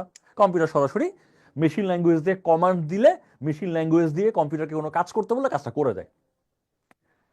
তাহলে মেশিন ল্যাঙ্গুয়েজে অ্যালফাবেট 2টা এবং সেটা দিয়ে লেখা কোডের নাম হচ্ছে অবজেক্ট কোড, ভালো কথা। কিন্তু মেশিন ল্যাঙ্গুয়েজ দিয়ে আমি যে ওরা কমান্ড দিব, আমি তো ভাই মেশিন ল্যাঙ্গুয়েজ পারি না, তাহলে আমি কেমনে কমান্ড দিব? এবং মেশিন ল্যাঙ্গুয়েজ এটা আমি বুঝা শেষ যে মেশিন ল্যাঙ্গুয়েজ ওইটা আমার দ্বারা হবে না। তখন আমি যেহেতু মেধায় পারবো না, ছলনায় পারতে হবে, ছলনা করব। মেশিন ল্যাঙ্গুয়েজ যেহেতু আমি রপ্ত করতে পারতেছি না, মেশিন ল্যাঙ্গুয়েজের উপরে নেমোনিক্স মেরে দিব, মনে রাখার সহজ উপায় মেরে দিব। মেশিন ল্যাঙ্গুয়েজের উপরে মনে রাখার সহজ নিয়ম প্রয়োগ করলে নতুন যেই ভাষার জন্ম হয় তার নাম অ্যাসেম্বলি ল্যাঙ্গুয়েজ, এটাকে বলবো দ্বিতীয় প্রজন্মের ল্যাঙ্গুয়েজ। এবং এই আমার বানানো ভাষা দিয়ে আমি যখন কম্পিউটারকে কমান্ড দিব, সেই কমান্ডের নাম, সেই কোডের নাম হবে source code. Even though computer assembly ল্যাঙ্গুয়েজও বুঝে না, আমার দেওয়া কমান্ড যেটা সোর্স কোড এটাও বুঝে না, ও কিন্তু বুঝে না। বাট স্টিল আমি দিতেছি ওকে সোর্স কোড, ওকে আমি দিতেছি, তুই বোঝার চেষ্টা কর। ও বুঝবে না যদিও। এরপরে দেখা গেল যে অ্যাসেম্বলি ল্যাঙ্গুয়েজও আমাদের কাছে ডিফিকাল্ট লাগতেছে। তখন আমরা ডিফিকাল্ট লাগলেই আমরা কি করি, এই যে কোচিং এ আসি, কোচিং এ এসে বলি ভাই সহজ করে দেন, ভাইরা সহজ করে দেয় না। অ্যাসেম্বলি যখন কঠিন লাগতেছে ওকে আরো সহজ করে ফেলা হয়েছে। অ্যাসেম্বলি থেকে সহজ করে যেই ল্যাঙ্গুয়েজ গুলো বানানো হয়েছে তাদের নাম হচ্ছে লেভেল ল্যাঙ্গুয়েজ, তারা হচ্ছে থার্ড জেনারেশন ল্যাঙ্গুয়েজ, তৃতীয় প্রজন্মের ল্যাঙ্গুয়েজ। এবং অ্যাসেম্বলি থেকে অনেকগুলো বানানো হয়েছে এক একজনের এক এক নাম, Fortran, C, C plus plus, এরা সবাই হাই লেভেল ল্যাঙ্গুয়েজ, এদেরকে সহজ করা হয়েছে। এবং এই সহজ ল্যাঙ্গুয়েজ দিয়ে আপনি যখন কম্পিউটারে কমান্ড দিবেন তুই এই কামটা কর, সেই কমান্ডের নাম, সেই কোডের নাম হয়ে যাবে সোর্স কোডই। যদিও কম্পিউটার আমার দেওয়া সি প্রোগ্রামিং ল্যাঙ্গুয়েজ দিয়ে আমার দেওয়া কমান্ড কম্পিউটার বুঝবে না, কম্পিউটার খালি মেশিন ল্যাঙ্গুয়েজ দিয়ে কমান্ড যেটার নাম অবজেক্ট কোড সেটা সে বুঝে। বাট আমি এই ল্যাঙ্গুয়েজ দিয়ে কমান্ড দিচ্ছি কারণ আমি ওটা দিয়ে দিতে পারি না, তাই আমি এটা দিয়ে দিচ্ছি, কম্পিউটার বুঝতেছে না। আমার কমান্ডের নাম হচ্ছে সোর্স কোড, আর ভাষাটার নাম, ভাষার গোষ্ঠীর নাম হাই লেভেল ল্যাঙ্গুয়েজ। এরপরে হাই লেভেল ল্যাঙ্গুয়েজটা আসলে ডিফিকাল্ট লাগতেছে, আরো সহজ করো ভাই। আরো সহজ করে যে ল্যাঙ্গুয়েজ গোষ্ঠী বানানো হয়েছে তাদের নাম হচ্ছে ভেরি হাই লেভেল ল্যাঙ্গুয়েজ, এবং তাদেরকে বলতেছি চতুর্থ প্রজন্মের ল্যাঙ্গুয়েজ। এবং এইখান থেকে যেমন হাই লেভেল থেকে অনেকে অনেক এক্সাম্পল পরীক্ষায় আসে, কিন্তু এইখান থেকে শুধু এসকিউএল এর এক্সাম্পলই সারাটা জীবন আসছে, যত কোশ্চেন আপনি পাবেন। ভেরি হাই লেভেল ল্যাঙ্গুয়েজ অথবা চতুর্থ প্রজন্মের ল্যাঙ্গুয়েজ হচ্ছে এসকিউএল। আচ্ছা, এরপরে এই সবগুলো ল্যাঙ্গুয়েজই খালি ইংরেজি ভাষায়, অন্যান্যরা প্রতিবাদ করলো, বললো আমাদের ভাষায় ল্যাঙ্গুয়েজ বানায় দাও। ধরেন আপনি কোথায় যাবেন, সৌদি আরবে যাবেন, সৌদি আরবের মানুষ আপনি আপনার ল্যাঙ্গুয়েজটা বানায় দিবে আরবি ভাষায়। আরবি ভাষায় যে প্রোগ্রামিং ল্যাঙ্গুয়েজটা বানায় দেওয়া হবে, সহজ করা হবে আরবিতে, সেই ল্যাঙ্গুয়েজের নাম হবে ন্যাচারাল ল্যাঙ্গুয়েজ, সে হচ্ছে পঞ্চম প্রজন্মের ল্যাঙ্গুয়েজ। অথবা আপনি মালয়েশিয়ায় আপনি দাবি করবেন আমার সহজ করে দাও, তোমার মেশিন থেকে অ্যাসেম্বলি যাই করতো সব তো ভাই ইংলিশ, তুমি মেশিন থেকে আমার সহজ করে দাও, কিন্তু আর এই মালয়েশিয়ান ভাষায় সহজ করে দাও। মালয়েশিয়ান ভাষায় সহজ করে দেওয়ার পর যে ল্যাঙ্গুয়েজটা দাঁড়াচ্ছে তার নাম হচ্ছে ন্যাচারাল ল্যাঙ্গুয়েজ। আচ্ছা, এখন দেখেন এইসব ল্যাঙ্গুয়েজ দিয়ে সহজ টহজ করছে আপনার আমার সুবিধার জন্য, সহজ করছে, ভাষাটা সুন্দর সহজ করছে, আমরা সহজে রপ্ত করতে পারি। এই ভাষা দিয়ে যখন আমি কমান্ড দিব, সেই কমান্ডের নাম হবে সোর্স কোড। কিন্তু আনফরচুনেট ব্যাপার হলো কম্পিউটার এই সোর্স কোড বুঝবে না, এটা প্রবলেম রয়ে গেল। আমি এগুলো সহজ করে বানাইলাম, বানায় আমি সোর্স কোড দিচ্ছি, ওরে কমান্ড দিচ্ছি, কম্পিউটার সে বুঝতেছে না, এটা একটা ক্রাইসিসের সলিউশন আমরা পরে করতেছি। বাট এই পর্যন্ত বুঝছেন কিনা আমাকে একটু বলবেন, কোয়েশ্চেন গুলো করে ফেলেন। জি স্যার, বুঝেছি। স্যার এখানে কি ফিফথ জেনারেশন পর্যন্ত এখন চলতেছে নাকি রাইট রাইট, ফিফথ কোন জেনারেশন জেনারেশন? পর্যন্ত চলতেছে। Artificial intelligence. স্যার ন্যাচারাল ল্যাঙ্গুয়েজের মধ্যে কোন ল্যাঙ্গুয়েজের নাম নাই? এই বিভিন্ন ভাষার নাম পরীক্ষায় আসবে, আরবি ভাষা, মালয়েশিয়ান ভাষা, ইন্দোনেশিয়ান ভাষা। সেই সব ভাষা দিয়ে আমরা যখন কম্পিউটারকে কমান্ড দিব, সোর্স কোড দিব, ইভেন তো সোর্স কোডটা সে বুঝবে না, কিন্তু সোর্স কোড তো দিতে পারি, তুই নিতে পারলে নিবি, না পারলে নাই, কিন্তু আমি দিলাম, সেটার নাম হচ্ছে সোর্স কোড। আর সেটা হচ্ছে পঞ্চম প্রজন্ম। এখন পর্যন্ত আমরা পঞ্চম প্রজন্মেই আছি। আচ্ছা ভাই, কোনো কোশ্চেন থাকলে করে ফেলেন, না হলে আমরা একটু আগাবো। না স্যার, কোশ্চেন নেই। কোশ্চেন নাই, ওকে ফাইন। এই হলো আমাদের 5 রকমের প্রোগ্রামিং ল্যাঙ্গুয়েজ। তার মাঝে কম্পিউটার ব্যাটা বোঝে শুধুমাত্র মেশিন ল্যাঙ্গুয়েজ, এবং মেশিন ল্যাঙ্গুয়েজ দিয়ে লেখা কোড হচ্ছে অবজেক্ট কোড। বাকিগুলা আমাদের সুবিধার জন্য আমরা বানাইছি, এবং সেই সব ল্যাঙ্গুয়েজ দিয়ে দেওয়া কোডের নাম source code. Computer source code বুঝেই না, এই হলো প্রবলেম। কম্পিউটার সোর্স কোড বুঝে না, আমি বুঝি, কিন্তু আমি বুঝে লাভ কি, কম্পিউটার তো বুঝে না। এখন এই প্রবলেমের সলিউশনটা কি? খুব সহজ সলিউশন। আমি কম্পিউটারকে দিব সোর্স কোড, আমি তো অবজেক্ট কোড দিতে পারি না। আমি পারি না বলেই তো অন্যান্য ল্যাঙ্গুয়েজের জন্ম, এবং সেই কারণে অন্যান্য ল্যাঙ্গুয়েজ দিয়ে দেওয়া কোডের নাম তো সোর্স কোড। আমি কম্পিউটারকে সোর্স করে দিব, এবং কম্পিউটারটা বুঝবেও না। করণীয় কি? এই সোর্স কোডটাকে দেখেন, আমি যখন ল্যাঙ্গুয়েজটা বানাচ্ছিলাম তখন আমি কিন্তু একটা নিয়ম ধরে ধরে বানাইছি। যেমন 5টা স্ক্যান্ডিনেভিয়ান কান্ট্রির নামকে আমি ফিন্ডস বানাইছি। এখন আমি যদি কম্পিউটারকে ফিন্ডস কমান্ড দেই, তাহলে ফিন্সকে কিভাবে আবার ফিনল্যান্ড, আইসল্যান্ড, নরওয়ে করতে হয় সেই নিয়মটা তো আমার জানা আছে। সেই নিয়মটা আমি কম্পিউটারকে আগেই ট্রেন করে রাখবো। আমি যখন এরকম অন্যান্য ল্যাঙ্গুয়েজ দিব, সে ওই নিয়মটা ফলো করে মেশিন ল্যাঙ্গুয়েজে কনভার্ট করে ফেলবে। তাহলে আমার দেওয়া সোর্স কোডকে ও বানায় ফেলবে অবজেক্ট কোড। আমি তাকে সোর্স কোডেই কমান্ড দিব, কিন্তু সেই সোর্স কোডটাকে সে প্রথমে বানাবে অবজেক্ট কোড। অবজেক্ট কোড বানানোর পরে কম্পিউটার তো বুঝবে। আর সোর্স কোড কোন ভাষায় হইতে পারে? সোর্স কোডটা হইতে পারে অ্যাসেম্বলি ল্যাঙ্গুয়েজে, হইতে পারে হাই লেভেল ল্যাঙ্গুয়েজে, হইতে পারে ভেরি হাই লেভেল ল্যাঙ্গুয়েজে, হইতে পারে ন্যাচারাল ল্যাঙ্গুয়েজে। যে কোনো ল্যাঙ্গুয়েজ দিয়ে আমি সোর্স কোড দিই না কেন, সেই সোর্স কোডটাকে সে প্রথমে অবজেক্ট কোড বানাবে। অবজেক্ট কোড বানালে সেই ভাষাটার নাম হচ্ছে মেশিন ল্যাঙ্গুয়েজ। তাহলে অন্যান্য ভাষাকে মেশিন ল্যাঙ্গুয়েজে বানানো এটা আমাদের কম্পিউটারের দায়িত্ব, অথবা সোর্স কোডকে অবজেক্ট কোড বানানো এটা কম্পিউটারের দায়িত্ব। আর এই দায়িত্ব পালন করার জন্য, এই দায়িত্ব পালন করার প্রক্রিয়াকে বলা হয় ট্রান্সলেশন। এই দায়িত্ব পালন করার প্রক্রিয়ার নাম সোর্স কোডকে অবজেক্ট কোড বানানো, অথবা অন্য ল্যাঙ্গুয়েজকে মেশিন ল্যাঙ্গুয়েজে বানানোর প্রক্রিয়ার নাম হচ্ছে ট্রান্সলেশন। আর ট্রান্সলেশনের কামটা যে করবে, সেই কর্মীর নাম হচ্ছে ট্রান্সলেটর। আর এই ট্রান্সলেটর হচ্ছে তিন প্রকার। ট্রান্সলেটর তিন প্রকার: অ্যাসেম্বলার, কম্পাইলার, ইন্টারপ্রিটার।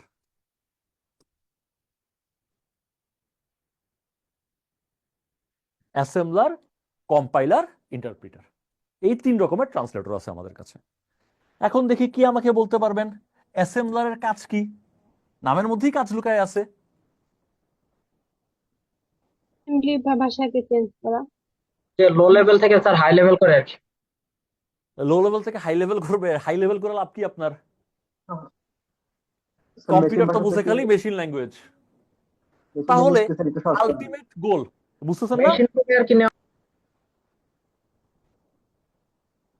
এই ট্রান্সলেটর কারে বলে? যেই ভাই কথা বলতেছিলেন তার সাথে একটু কথা বলি। কি নাম ভাই আপনার? স্যার জি স্যার। হ্যাঁ হ্যাঁ ভাই, নাম বলেন, আপনার সাথে একটু গল্প করি। Sir assembly to Palash. Machine language. Right, assembly ল্যাঙ্গুয়েজটাকে আমাদের গোল হচ্ছে মেশিন ল্যাঙ্গুয়েজ বানানো। এই কাজটা করবে হচ্ছে অ্যাসেম্বলার। অ্যাসেম্বলি ল্যাঙ্গুয়েজকে সে বানাবে কিসে? মেশিন ল্যাঙ্গুয়েজে। আর এই দুইজনের কাজ হচ্ছে, অ্যাসেম্বলির মেশিন বানানোর কাজটা অ্যাসেম্বলার করে দিচ্ছে। বাকি যারা আছে, বাকি কারা আছে? High level, very high level আর ন্যাচারাল। এইসব ল্যাঙ্গুয়েজকে মেশিন ল্যাঙ্গুয়েজ বানাবে। বানানোর জন্য এই দুই পাবলিক আছে। কম্পাইলারও এই কাজটা করতে পারে, ইন্টারপ্রিটারও এই কাজটা করতে পারে। এইটুকু ক্লিয়ার কিনা একটু বলেন।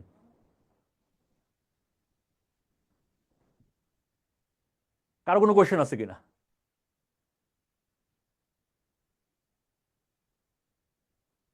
না স্যার। ওকে ওকে।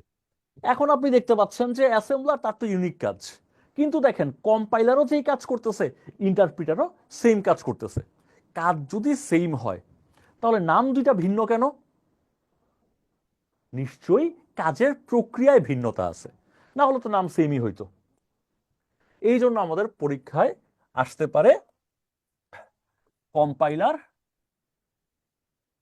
আর ইন্টারপ্রিটারের ডিফারেন্স থেকে কোশ্চেন। দুজন আলটিমেটলি সেম কাজই করে। অ্যাসেম্বলি ছাড়া বাকি যেসব ল্যাঙ্গুয়েজ আছে, high level, very high level, natural, তাদেরকে সে মেশিন ল্যাঙ্গুয়েজে কনভার্ট করে।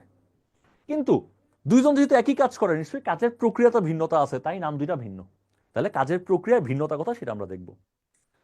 এই যে আপনি কম্পাইলার দেখতে পাচ্ছেন, সে সম্পূর্ণ সোর্স কোডটাকে একসাথে অবজেক্ট কোডে পরিণত করে। যত লাইনই থাকুক না কেন, 20 লাইন, 20,000 লাইন, যত লাইনই থাকুক না কেন, সম্পূর্ণ সোর্স কোডকে একসাথে অবজেক্ট কোডে ট্রান্সলেট করে। এইখান থেকেই আপনার 46তম বিসিএস একটা কোয়েশ্চেন আসছিল, নিচের কোনটা সত্য বা মিথ্যা এরকম টাইপের একটা কোয়েশ্চেন। আর ইন্টারপ্রিটার কি করবে, আপনার যে সোর্স কোডটা আছে সেখানে অনেকগুলো লাইন আছে, প্রতিটা লাইনকে আমরা কম্পিউটারের ভাষায় বলতে পারি ইনস্ট্রাকশন, কারণ প্রতিটা লাইন মানে একটা কাজের ধাপ। তো সোর্স কোড কি করে, পুরাটাকে যত ধাপই থাকুক না কেন, যত লাইনই থাকুক না কেন, পুরাটাকে একসাথে ট্রান্সলেট করে। আর ইন্টারপ্রিটার করে আসলে লাইন বাই লাইন, প্রথমে প্রথম লাইনটাকে ট্রান্সলেট করে, তারপর সেকেন্ড লাইনকে, তারপর থার্ড লাইনকে, তারপর ফোর্থ লাইনকে। তাহলে ইন্টারপ্রিটারের কাজ হচ্ছে লাইন বাই লাইন। আর লাইনগুলোকে তো ইনস্ট্রাকশন বলে, পরীক্ষায় যদি আসে ইনস্ট্রাকশন বাই ইনস্ট্রাকশন, একই কথা। ইন্টারপ্রিটার কাজ করে লাইন বাই লাইন বা ইনস্ট্রাকশন বাই ইনস্ট্রাকশন। আর সে কি করে, সবগুলো লাইনকে একসাথে করে। এটা হচ্ছে ফার্স্ট ডিফারেন্স। এখন সেকেন্ড ডিফারেন্স আপনারাই আমাকে বলবেন, সেটা হচ্ছে এই কম্পাইলার এবং ইন্টারপ্রিটার এই দুজনের মাঝে কার মেমোরির দরকার হবে, কার পার্সোনাল মেমোরি দরকার হবে? কম্পাইলার ইন্টারপ্রেটার, কম্পাইলারের। কম্পাইলারে। কম্পাইলারের। কারণ যেই সোর্স কোডটা আছে অন্য কোথাও আছে থাকুক, তো সেই সোর্স কোডটাকে সম্পূর্ণটাকে ট্রান্সলেশন করার জন্য কি দরকার হবে, আগে পুরো সোর্স কোডটাকে তার কাছে আনতে হবে, এনে রাখতে হবে, রাখার পরে ট্রান্সলেশনটা করতে হবে।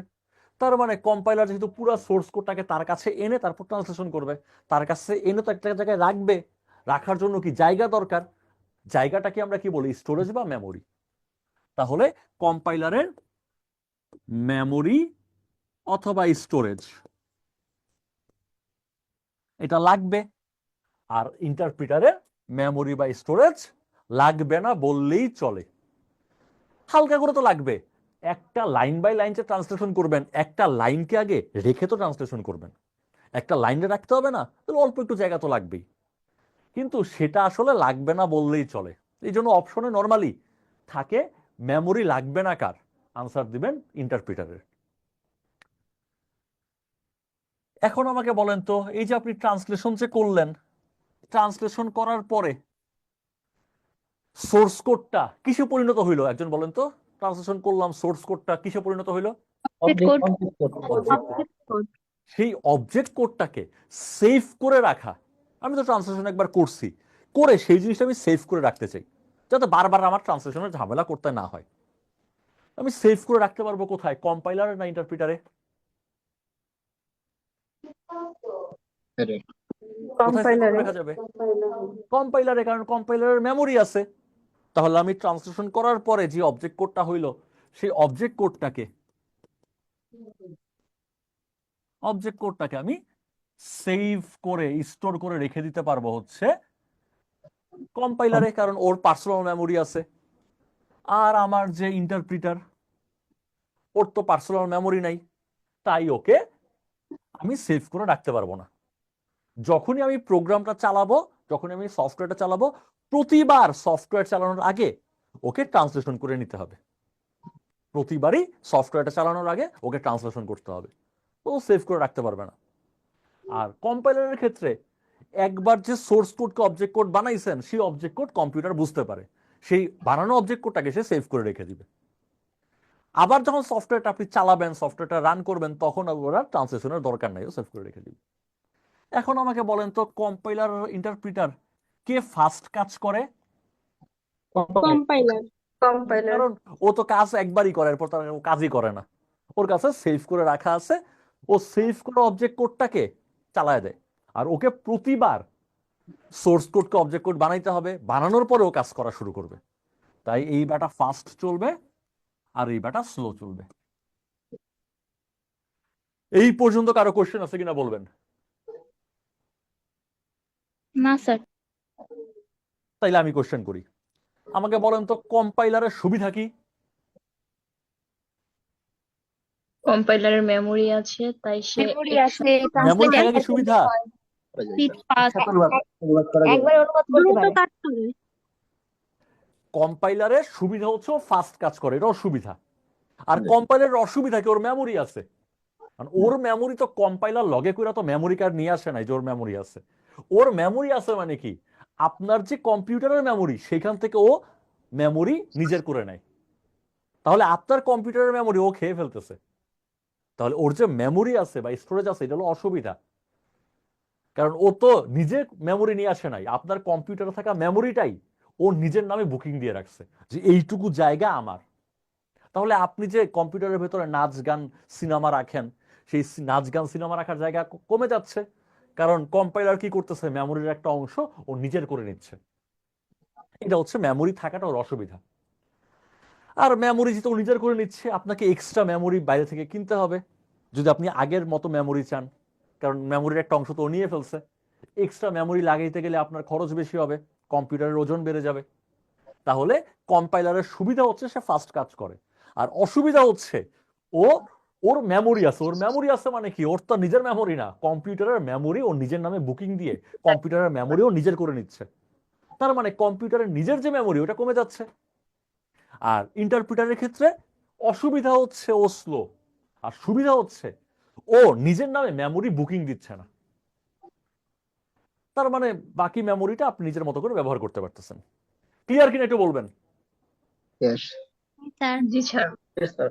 ওকে, এগুলো কিন্তু খেয়াল রাখতে হবে, কারণ কোশ্চেন আসলে তখন দেখবেন যে সবই সঠিক উত্তর মনে হয়। এইসব জায়গা থেকে কোশ্চেন আসলে একটু ক্রিটিক্যাল কোশ্চেন হয় আর কি। ওকে, তাহলে আমরা ট্রান্সলেশনের ব্যাপারটা শেষ।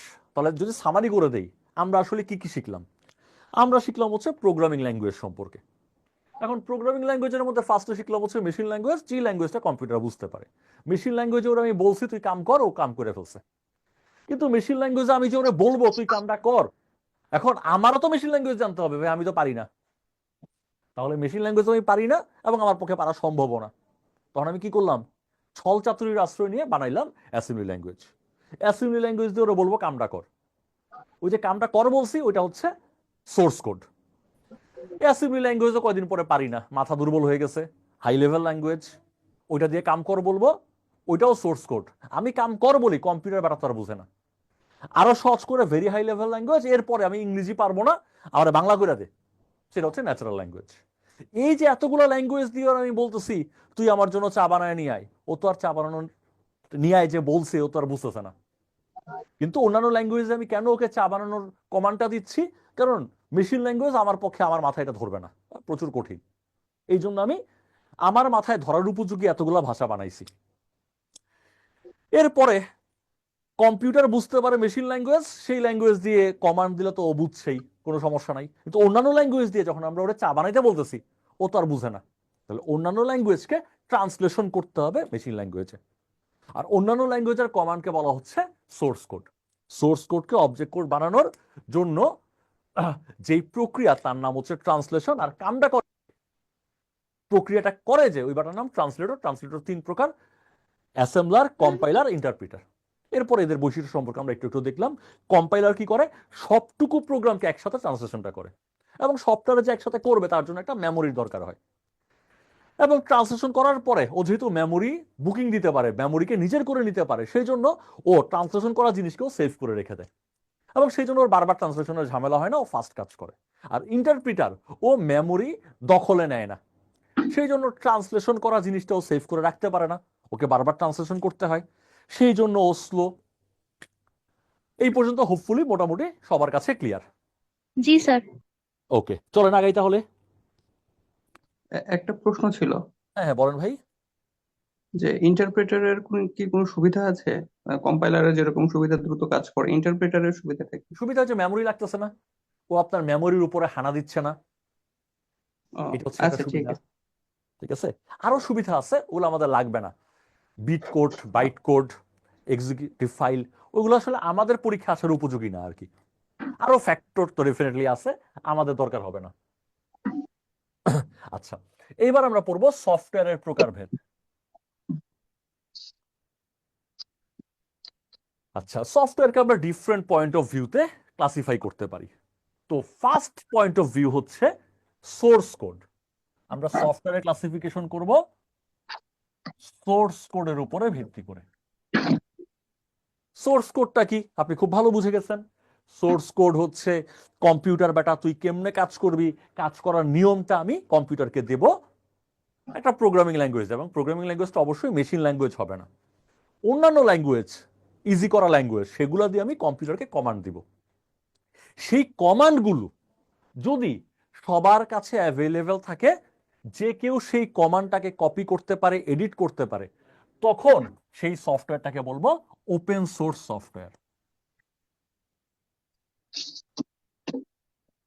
তাহলে ওই সোর্স কোডটা যদি আমি সবাইকে কপি করতে দেই, এডিট করতে দেই, কোনটাকে? সফটওয়্যার ব্যবহারকে না, কিন্তু সফটওয়্যারটা ব্যবহারকে না, যে ও সফটওয়্যার ব্যবহার করতেছে, সফটওয়্যার কপি করতেছে, তা না। সফটওয়্যারটা কিভাবে কাজ করতেছে, এই সোর্স কোডটা কে যদি আমরা কপি বা এডিট করতে দেই, যদি আমাদের কপিরাইট না থাকে, সফটওয়্যারটার সোর্স কোডের উপরে যদি আমরা কপিরাইট না করি,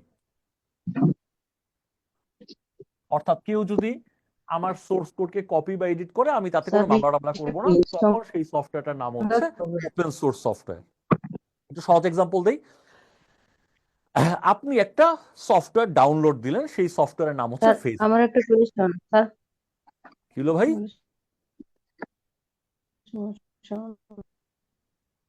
কোনো কোয়েশ্চেন? নাহলে মিউট করে দিচ্ছি। হ্যাঁ স্যার, সফটওয়্যার কি? এটা পরীক্ষায় হোয়াট ইজ সফটওয়্যার? সফটওয়্যার কি বলেন, এটা আমি জিজ্ঞেস করবো এতক্ষণ পরে। A set of program. A set of program মানে এক বা একাধিক প্রোগ্রামের সমষ্টি। সেটটা কয়টা মিলে সেট হবে এইটা ফিক্সড না। যেমন ধরেন যোগ বিয়োগ গুণ ভাগ, 4টা প্রোগ্রাম মিলে একটা সফটওয়্যার হইতে পারে। আবার এমন হইতে পারে যে যোগ বিয়োগ গুণ ভাগ পাশাপাশি আপনি লগারিদমকে ইনক্লুড করলেন, তখন 5টা মিলে একটা সেট। আবার এমন হইতে পারে খালি যোগ করাই আপনার দরকার, তখন যোগ করার একটা প্রোগ্রাম মিলে একটা সফটওয়্যার। তারপরে আর কোনো কোশ্চেন থাকলে বলেন। ক্লিয়ার কিনা? না। জি স্যার। ওকে, এখন এই যে সফটওয়্যারটা আছে, সেই সফটওয়্যারটার ভেতরে প্রোগ্রাম আছে। প্রোগ্রামটার লিখিত ভার্সনটাকে আমরা বলতেছি সোর্স কোড। এখন সেই সোর্স কোডটা আমি যদি কাউকে কপি বা এডিট করার এখতিয়ার দিয়ে দিই, যে তোরা ভাই কপি এডিট করে নতুন নতুন সফটওয়্যার তোরা বানা, আমার কোনো কপিরাইট নাই, তখন সেই সফটওয়্যারের নাম হবে ওপেন সোর্স। একটা এক্সাম্পল দিতে চাচ্ছিলাম। আপনি মনে করেন একটা সফটওয়্যার ডাউনলোড দিলেন, সেই সফটওয়্যারটার নাম হচ্ছে ফেসবুক। ওকে, এখন সেই সফটওয়্যারটা আপনি ফ্রিতে ডাউনলোড করছেন, সেটা ফ্রিতে আরেকজনের কাছে আপনি শেয়ার ইট দিয়ে শেয়ার করছেন, সবই ফ্রি। বাট আপনি কিন্তু সেই সফটওয়্যারটা জাস্ট ব্যবহার করতেছেন, সেই সফটওয়্যারের সোর্স কোড কিন্তু আপনি ডাউনলোড দেন নাই। আপনি কি ডাউনলোড দিয়েছেন? সফটওয়্যারটার ব্যবহারকারীর অংশটা। সোর্স কোড হচ্ছে যেইভাবে সফটওয়্যারটা বানানো হয়েছে, যেই অংশটাতে, এই যে দেখেন ফেসবুকে, যেখানে ফেসবুকে অংশটা দেখা যাচ্ছে, দেখেন এই জায়গাটা ব্লু দেখা যাচ্ছে কিনা আমি জানি না, ব্লু হোয়াইট এই জায়গাটা, আপনি যতবারই ডাউনলোড দেন না কেন, আপনি কিন্তু নীল অংশটা রে কালো বানাইতে পারবেন না। এই যে মাঝখানে সাদা অংশ, সাদা অংশটা কিন্তু আপনি হলুদ বানাইতে পারবেন না। নীল অংশটাকে লাল বানানোর জন্য, সাদা অংশকে কালো বানানোর জন্য আপনার দরকার হবে সোর্স কোড। এই জায়গাটা যে নীল হবে তার জন্য একটা কমান্ড আছে, এই জায়গাটা যে সাদা হবে তার জন্য একটা কমান্ড আছে। সেই কমান্ড জায়গা অংশটা হচ্ছে মূলত সোর্স কোড। এই সোর্স কোডটাকে আপনি কপি বা এডিট যদি করতে পারেন, সেই সফটওয়্যারের নাম হবে ওপেন সোর্স সফটওয়্যার। যেমন এক্সাম্পল লিখি ওপেন সোর্স সফটওয়্যারের, যেমন হচ্ছে অ্যান্ড্রয়েড, এটা একটা ওপেন সোর্স সফটওয়্যার। লিনাক্স, এটা হচ্ছে একটা ওপেন সোর্স সফটওয়্যার। উবুন্টু, এটা হচ্ছে একটা open source software. VLC player, এটা একটা open source software. Mozilla Firefox ব্যবহার করছেন অনেকেই।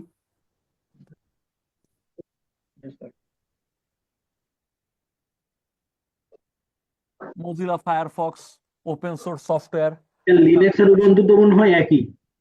সরি ভাইয়া, লিনাক্স আর উবুন্টু তো একই না?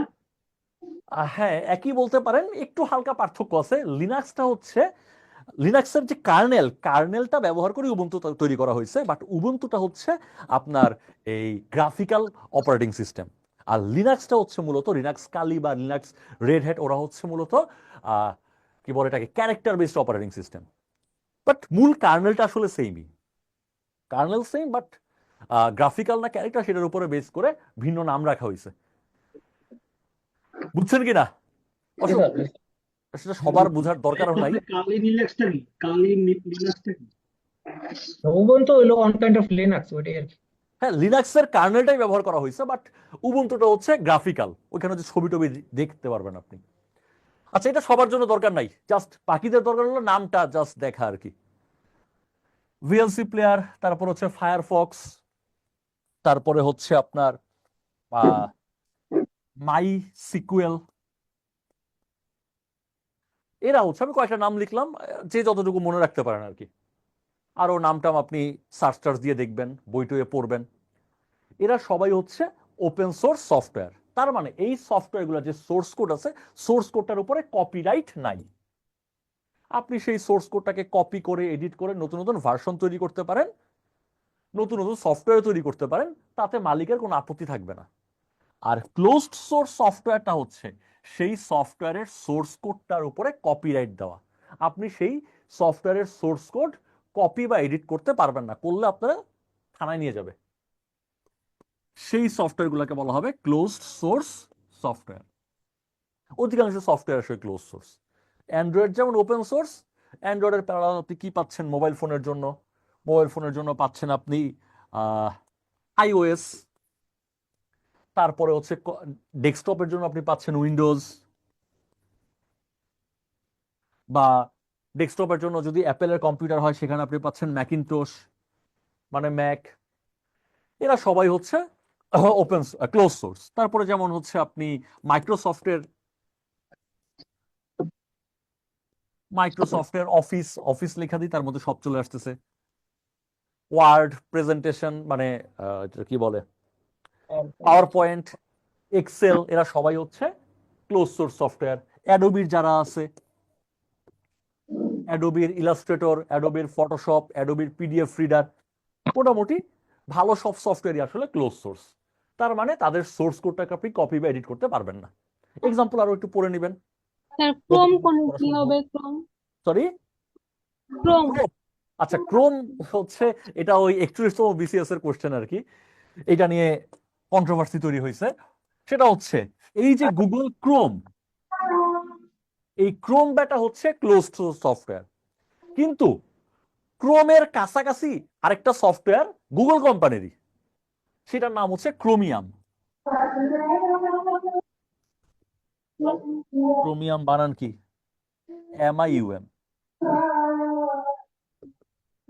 এই গুগল ক্রোমিয়াম, এই ব্যাটা হচ্ছে ওপেন সোর্স, আর গুগল ক্রোম হচ্ছে ক্লোজ সোর্স।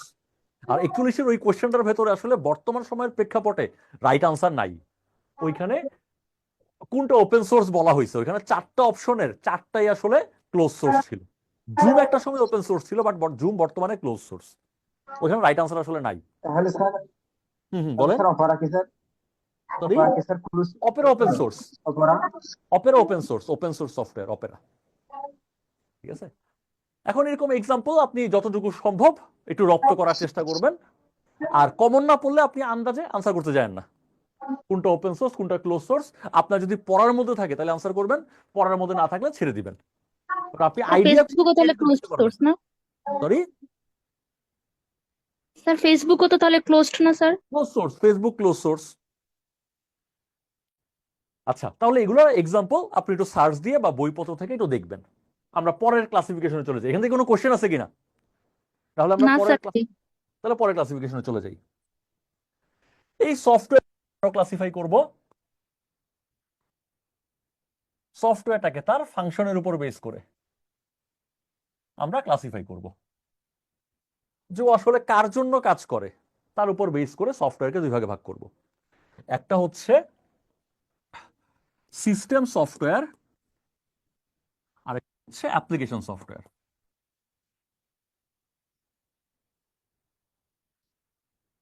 তাহলে ফাংশনের উপর ভিত্তি করে, মানে ও কার জন্য কাজ করে তার উপর ভিত্তি করে সফটওয়্যারকে দুই ভাগে ভাগ করা যায়, অ্যাপ্লিকেশন আর সিস্টেম। অ্যাপ্লিকেশন সফটওয়্যার হচ্ছে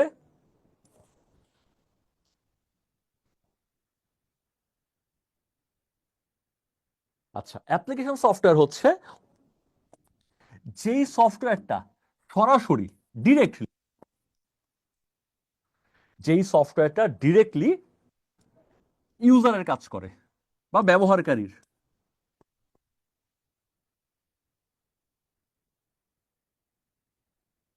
কাজ বা problem solve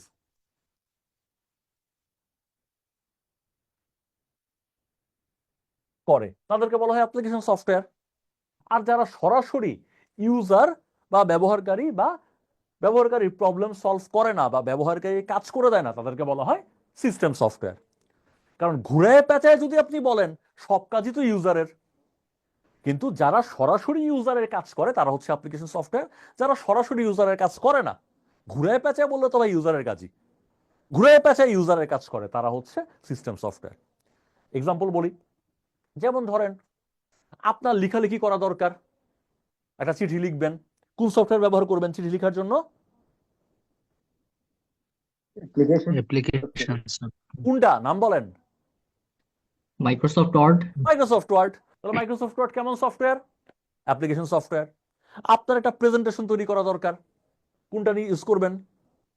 PowerPoint। Power point কেমন সফটওয়্যার? Application software. আপনার হচ্ছে এখন একটু যোগাযোগ মাধ্যমে পরিচিতি বাড়ানো দরকার, ভাইরাল হওয়া দরকার, ফেসবুক ব্যবহার করবেন, অ্যাপ্লিকেশন সফটওয়্যার। তারপরে হচ্ছে আপনার মন খারাপ, একটু গেম টেম খেলবেন, যে কোনো গেমই, অ্যাপ্লিকেশন সফটওয়্যার। আপনার একটু মুভি দেখা দরকার, ভিএলসি প্লেয়ার ব্যবহার করবেন, কেএম প্লেয়ার ব্যবহার করবেন, অ্যাপ্লিকেশন সফটওয়্যার। তাহলে যারা সরাসরি আপনার কাজ করে তারা হচ্ছে অ্যাপ্লিকেশন সফটওয়্যার, আর যারা সরাসরি করে না তারা হচ্ছে সিস্টেম সফটওয়্যার। ডাইরেক্টলি কতটা আমারে বলেন তো দু একটা অপারেটিং সিস্টেমের নাম। আমি লিখছি কয়েকটা, আপনি কোন অপারেটিং সিস্টেম ব্যবহার করেন আমাকে একটু বলেন তো। মোবাইলে অ্যান্ড্রয়েড ব্যবহার করেন, আমাকে একটু বলতে পারবেন আপনি অ্যান্ড্রয়েড দিয়ে কোন কাজটা করছেন? একটা কাজের নাম বলেন। যেমন এমএস ওয়ার্ড দিয়ে আপনি লিখছেন, এমএস পাওয়ার পয়েন্ট দিয়ে প্রেজেন্টেশন তৈরি করছেন, আপনি ভিএলসি প্লেয়ার বা কেএম প্লেয়ার বা এমএক্স প্লেয়ার দিয়ে সিনেমা দেখছেন, ফটোশপ দিয়ে আপনার ছবি এডিট করছেন, ঠিক আছে? আমরা বলেন তো অ্যান্ড্রয়েড দিয়ে অথবা উইন্ডোজ দিয়ে আপনি জীবনে কোন কাজটা করছেন? একটা কাজের নাম বলে তবে যে অ্যান্ড্রয়েড দিয়ে এই কাজটা করছি, একটা কাজের নাম বলতে পারবেন? এমন কোনো ফিক্স নাই। এমন কোনো কাজ আমরা করি নাই, বাট ইনডিরেক্টলি ও আমার সব কাজই করে দেয়, বুঝলেন নাই? ও সব কাজের কাজই আমার জীবন অনেক সহজ করে দিছে, কিন্তু সবকিছু ইনডিরেক্টলি। আমি ডিরেক্টলি বলতে পারবো না যে ও আমার এই কাজটা করে দিছে।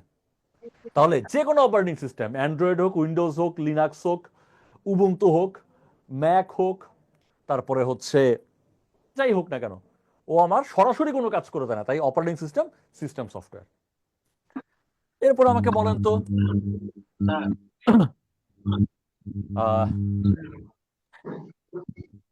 ট্রান্সলেটর কেমন সফটওয়্যার? System software. ট্রান্সলেটরের কাজ কি কে বলতে পারবেন? ফার্স্ট, ট্রান্সলেটরের কাজ কি? আমরা পড়ছি একটু আগে। ট্রান্সলেট করে আর কি, কি ট্রান্সলেট করে? সোর্স কোড থেকে এই সোর্স কোড রে অবজেক্ট কোড বানানো, এটা কি আমার কাজ? কম্পিউটার বেটা তুই কেন বুঝোস না সোর্স কোড? তুই কেন পাইথন ল্যাঙ্গুয়েজ বুঝোস না? এটা তোর সমস্যা, এটা আমার সমস্যা না। পাইথন তুই বুঝোস না, এটা তোর সমস্যা। তাহলে কম্পিউটারের নিজের প্রবলেম হচ্ছে ও পাইথন বুঝে না, আর তার নিজের প্রবলেমের সলিউশন কি? পাইথনের সোর্স কোডটাকে অবজেক্ট কোড বানানো। তাহলে যে কোনো ট্রান্সলেটর, সেটা অ্যাসেম্বলার হোক, কম্পাইলার হোক, ইন্টারপ্রিটার হোক, তারা কোন ধরনের সফটওয়্যার? System software. এখন আপনারা যদি আমি জিজ্ঞেস করি গুগল ট্রান্সলেটর কেমন software? System software. Google translator কেমন সফটওয়্যার হয়? Application software sir. এই যে গুগল ট্রান্সলেটর দিয়ে আপনি আগামীকাল আপনার বন্ধু বা বান্ধবীকে আই লাভ ইউ বলবেন 500 ভাষায়, এটা কি কম্পিউটারের কাম না সরাসরি আপনার কাম? সরাসরি এটা আপনার কাজ, তাই না?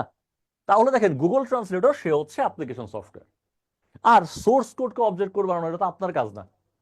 এই জন্য সোর্স কোডকে অবজেক্ট কোড বানানো শুধু ট্রান্সলেটর, সেটা হচ্ছে সিস্টেম সফটওয়্যার। আর গুগল ট্রান্সলেটর সে আপনার কাজ করে দেয়। আপনার বান্ধবী ফ্রান্সে থাকে, ও ফ্রান্স ভাষায় একটা জিনিস লেখা পাঠাইছে, এই কি যেন বলে মি আমোরে, এরকম কি কি লেখে না, সেইটারে আপনি আবার বাংলা বা ইংলিশ করে নিছেন, সেই কাজটা করে গুগল ট্রান্সলেটর, ব্যাটা হচ্ছে অ্যাপ্লিকেশন সফটওয়্যার। আচ্ছা, এইবার আসেন দেখি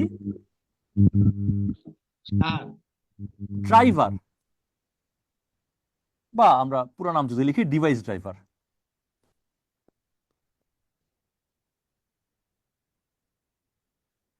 ডিভাইস ড্রাইভার যেমন ধরেন আপনি একটা প্রিন্টার কিনে আনলে ওই প্রিন্টার কি কাম করা শুরু করবে? ওই প্রিন্টার কিনে আনার পরে যদি কম্পিউটারে লাগান ওই প্রিন্টার কি কাজ করবে?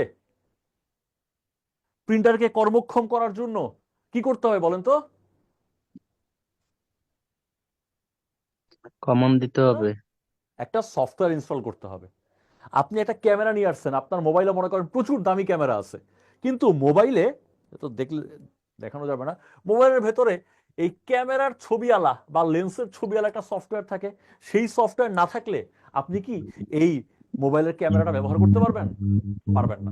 না। তাহলে দেখেন আপনার ডিভাইসগুলোকে কম্পিউটারের সাথে যুক্ত করার জন্য একটা সফটওয়্যার দরকার হয়। সেই সফটওয়্যারগুলোকে বলা হয় ডিভাইস ড্রাইভার। ওই ডিভাইস ড্রাইভার না থাকলে আপনি ক্যামেরাটাও ব্যবহার করতে পারবেন না আপনার কম্পিউটারে, বা প্রিন্টারটাও ব্যবহার করতে পারবেন না আপনার কম্পিউটারে। তাহলে প্রিন্টার বা কম্পিউটার বা এরকম অন্যান্য ডিভাইসকে কম্পিউটারে ব্যবহার করার জন্য একটা সফটওয়্যার দরকার হয়, তার নাম ডিভাইস ড্রাইভার। এখন দেখেন আপনি কি ডিভাইস ড্রাইভারের ব্যবহারকারী? না, আপনি ব্যবহারকারী ক্যামেরার, আপনি ব্যবহারকারী প্রিন্টারের। কিন্তু সেই প্রিন্টারের সাথে আপনার কম্পিউটারের অপারেটিং সিস্টেমের যোগাযোগ স্থাপন করে দিচ্ছে ডিভাইস ড্রাইভার। প্রিন্টারের সাথে আপনার অপারেটিং সিস্টেমের যোগাযোগ স্থাপন করে এটা আপনার কাজ না, আপনার কাজ হইলো প্রিন্ট বের করা। কিন্তু এই যোগাযোগ স্থাপনটা করে দিচ্ছে যেই সফটওয়্যার, তার নাম হচ্ছে ডিভাইস ড্রাইভার। এই জন্য যে কোনো ডিভাইস ড্রাইভার, সেটা ক্যামেরার ড্রাইভার হোক, সেটা প্রিন্টারের ড্রাইভার হোক, তারা সবাই হচ্ছে সিস্টেম সফটওয়্যার। এরপর যদি বলি অ্যান্টিভাইরাস, এই যে অ্যান্টিভাইরাস, আপনারা বলতে পারবেন অ্যান্টিভাইরাসে আপনি কোনো কাজ করছেন? অ্যান্টিভাইরাস কি করে? আপনার কম্পিউটারে থাকা ফাইলগুলোকে ভাইরাসের আক্রমণ থেকে রক্ষা করে। আপনার কম্পিউটারে থাকা পুষ্পা 2 মুভি, ওই মুভিতে ভাইরাস আক্রমণ করবে কি করবেন না তা আপনার কাজ না, ওটা কম্পিউটারের নিজের প্রবলেম। ওর ফাইল নষ্ট হয়ে যাচ্ছে, এটা ওর নিজের প্রবলেম। সেই প্রবলেমের সলিউশন হচ্ছে অ্যান্টিভাইরাস করে দেয়। আপনার প্রবলেম হচ্ছে আপনার এখন আল্লু অর্জুন একটু দেখতে মন চাচ্ছে, রাশমিকাকে একটু দেখতে মন চাইছে, এটা আপনার সমস্যা। আপনার সমস্যার সমাধান করতেছে ভিএলসি প্লেয়ার। তাহলে ভিএলসি প্লেয়ার হচ্ছে অ্যাপ্লিকেশন সফটওয়্যার, আর সেই ফাইলে ভাইরাস এসে ফাইল নষ্ট করে দিচ্ছে। এই সমস্যা কম্পিউটার ব্যাটার নিজের, কেন তোর ফাইল নষ্ট হয়ে যাবে? সেই ফাইলটাকে রক্ষা করার জন্য অ্যান্টিভাইরাস ইনস্টল করা হয়েছে, এটা ওর নিজের প্রোটেকশনের জন্য। সেই জন্য অ্যান্টিভাইরাস হচ্ছে সিস্টেম সফটওয়্যার। আর এই যে একটু মিউট করে দেন, ওই যে উনি বোধহয় ক্লাসে জয়েন করে চলে গেছে, হিউজ নয়েজ হইতেছে। আচ্ছা, স্যার আবির হোসেনকে মিউট করে দেন স্যার। সবগুলো মিউট করতেছি, তারা সময় দেন,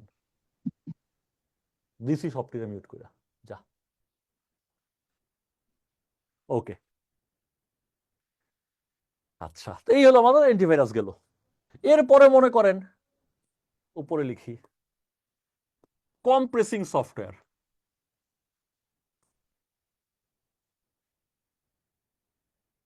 আমার ফাইল মনে করেন সাইজ একটা বড়, আপনি পেন ড্রাইভে করে পুষ্পা 2 নিয়ে আসবেন বন্ধুর কাছ থেকে। আপনার পেন ড্রাইভের সাইজ হলো 4 জিবি, আর পুষ্পা 2 এর সাইজ হলো ধরেন 4.5 জিবি।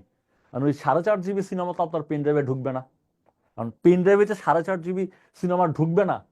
পেন ড্রাইভে ঢুকাতে হলে কি করতে হবে? ওই 4.5 জিবি ফাইলকে কম্প্রেস করতে হবে, কম্প্রেস করে সেটাকে 2 জিবি বানাইতে হবে বা ছোট করতে হবে। এই যে বড় ফাইলকে কম্প্রেস করে ছোট করার জন্য যে সফটওয়্যার, তাদেরকে বলা হয় compressing software. Compressing software example কি বলতে পারবেন? এটা কিন্তু বাংলাদেশ ব্যাংক এডি 2022 কোশ্চেন। কম্প্রেস করার জন্য একটা সফটওয়্যারের নাম বলেন, সবচেয়ে কমনটা, ওটাই পরীক্ষা আসছে। উইনজিপ। উইনজিপ, উইনজিপ পরীক্ষা আসছে। উইনজিপ, উইনরার, এগুলো মোস্ট কমন। তাহলে দেখেন বড় ফাইলকে কম্প্রেস করে ছোট করে ফেললাম উইনজিপ দিয়ে।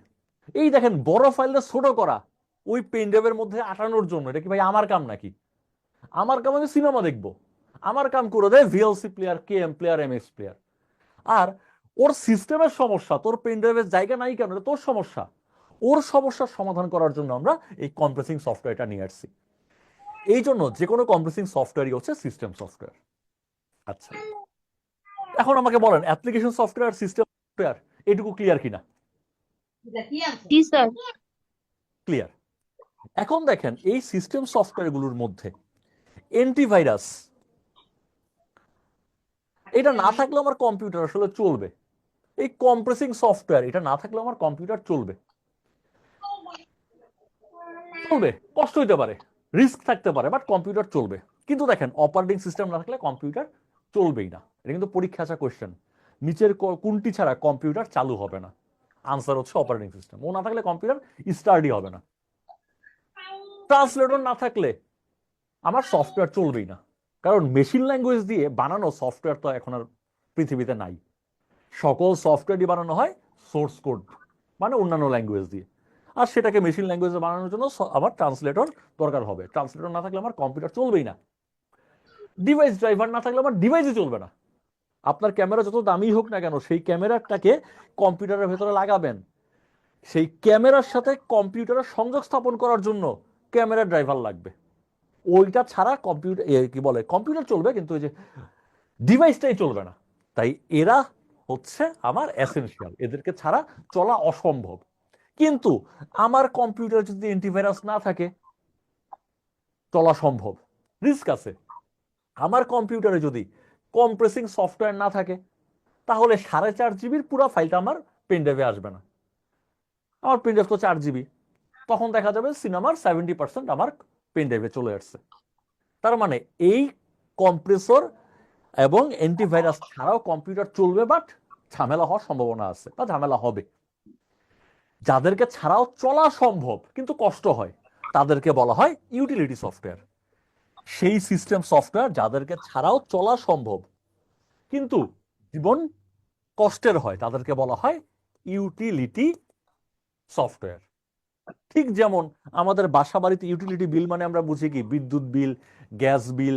বিদ্যুৎ বা গ্যাসের কানেকশন ছাড়া আমাদের চলতে কষ্ট হলেও চলতে পারি আমরা। ঠিক একইভাবে যে সিস্টেম সফটওয়্যারগুলো ছাড়াও কম্পিউটার চলতে পারে বাট ঝামেলা হয়, সেই সিস্টেম সফটওয়্যারগুলোকে বলা হয় ইউটিলিটি সফটওয়্যার। এই পর্যন্ত ক্লিয়ার কিনা বলবেন? জি স্যার। পাওয়া যাবে তো নাকি? জি স্যার। ওকে, তাহলে চলেন এগিয়ে যাই। এই সফটওয়্যারটাকেই আমরা আরেকটা পয়েন্ট অফ ভিউতে ভাগ করতে পারি। হ্যালো স্যার, আসসালামু আলাইকুম। হ্যাঁ বলেন স্যার। সফটওয়্যারকে যে এখন ভাগ করলেন ফাংশন, হ্যাঁ হ্যাঁ হ্যাঁ, তার জন্য কাজ করে, তার উপর ভিত্তি করে। বুঝেন নাই? তার জন্য সে ফাংশনেট করতেছে। ক্লিয়ার কিনা? এর আগেরটা কি অনুযায়ী ভাগ করছেন স্যার? কোর্স এর অনুযায়ী? আগেরটা হচ্ছে সোর্স কোডের উপরে ভিত্তি করে ভাগ করছিলাম, যে সোর্স কোডটাকে, সোর্স কোডের উপরে কপিরাইট আছে কিনা, আমি সেই সোর্স কোডকে কপি করলে মালিক আমার নামে মামলা দিবে কিনা, সেটার উপরে ভিত্তি করে। ক্লিয়ার কিনা? জি স্যার। ওকে, এইবার আসেন আমরা আরেকটা পয়েন্ট অফ ভিউতে ভাগ দেখব।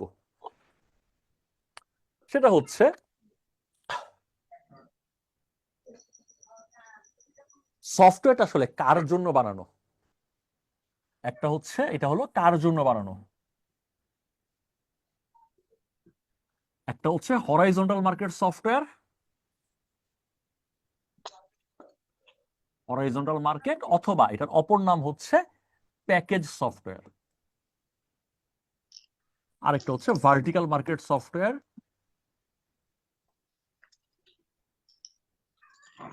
বা কাস্টমাইজ সফটওয়্যার। একটা এক্সাম্পল দেই, যেমন ধরেন আপনি কোন একটা প্রতিষ্ঠানের মালিক, আপনার অফিসে কে কখন উপস্থিত থাকে এটা, বা কে কখন কোন দিন জয়েন করছে, কার কবে ইনক্রিমেন্ট হবে, তারপর হচ্ছে কার পারফরমেন্স কেমন, এগুলোকে অ্যানালাইসিস করার জন্য আপনি একটা এইচআর সফটওয়্যার বানাইলেন, হিউম্যান রিসোর্স সফটওয়্যার বানাইলেন, অথবা আপনার কম্পিউটারের পারফরমেন্স অ্যানালাইসিস করার জন্য একটা ইআরপি সফটওয়্যার বানাইলেন। আপনার প্রতিষ্ঠানের জন্যই বানাইছেন।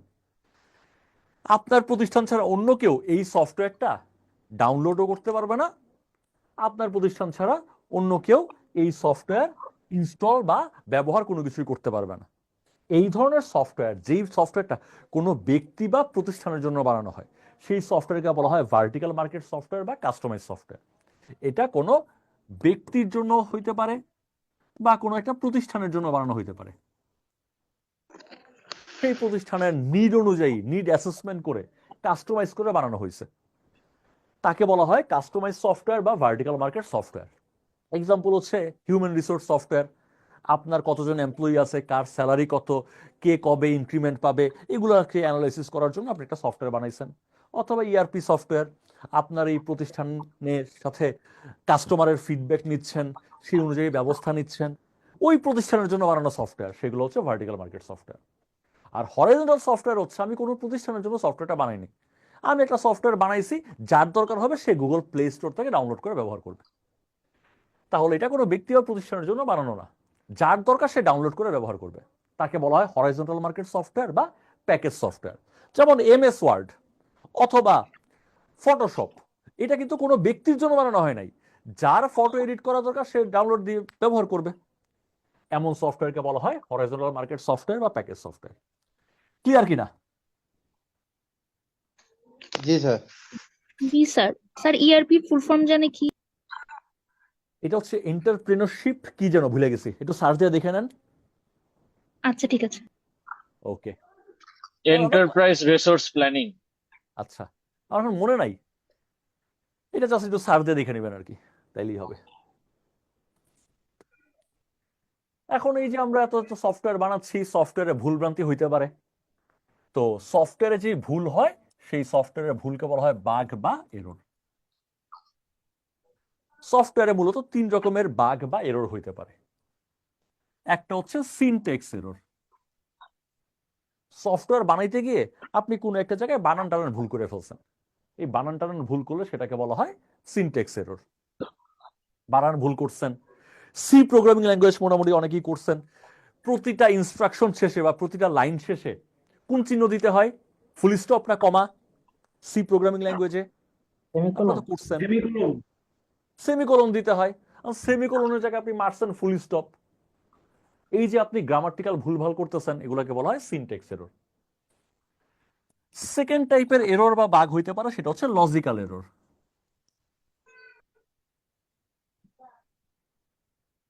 সেটা হচ্ছে লজিক্যাল এরর, ঠিক আছে? যেমন ধরেন আপনার বেতন 1000 থেকে 3000 হইল, বেতন ভাই কত বাড়ছে? 2000। 2000-এর লজিক কি? পরের বেতন বিয়োগ পূর্বের বেতন, এটা হচ্ছে আমার লজিক। লজিক ঠিক আছে না? লজিক তো ঠিক আছে। জি স্যার। ওকে, জি স্যার। এখন যদি আমি বলি আপনি 1 নাম্বার পেজ থেকে 3 নাম্বার পেজ পর্যন্ত পড়ছেন, তাহলে ভাই কয়টা পেজ পড়ছেন? 3টা।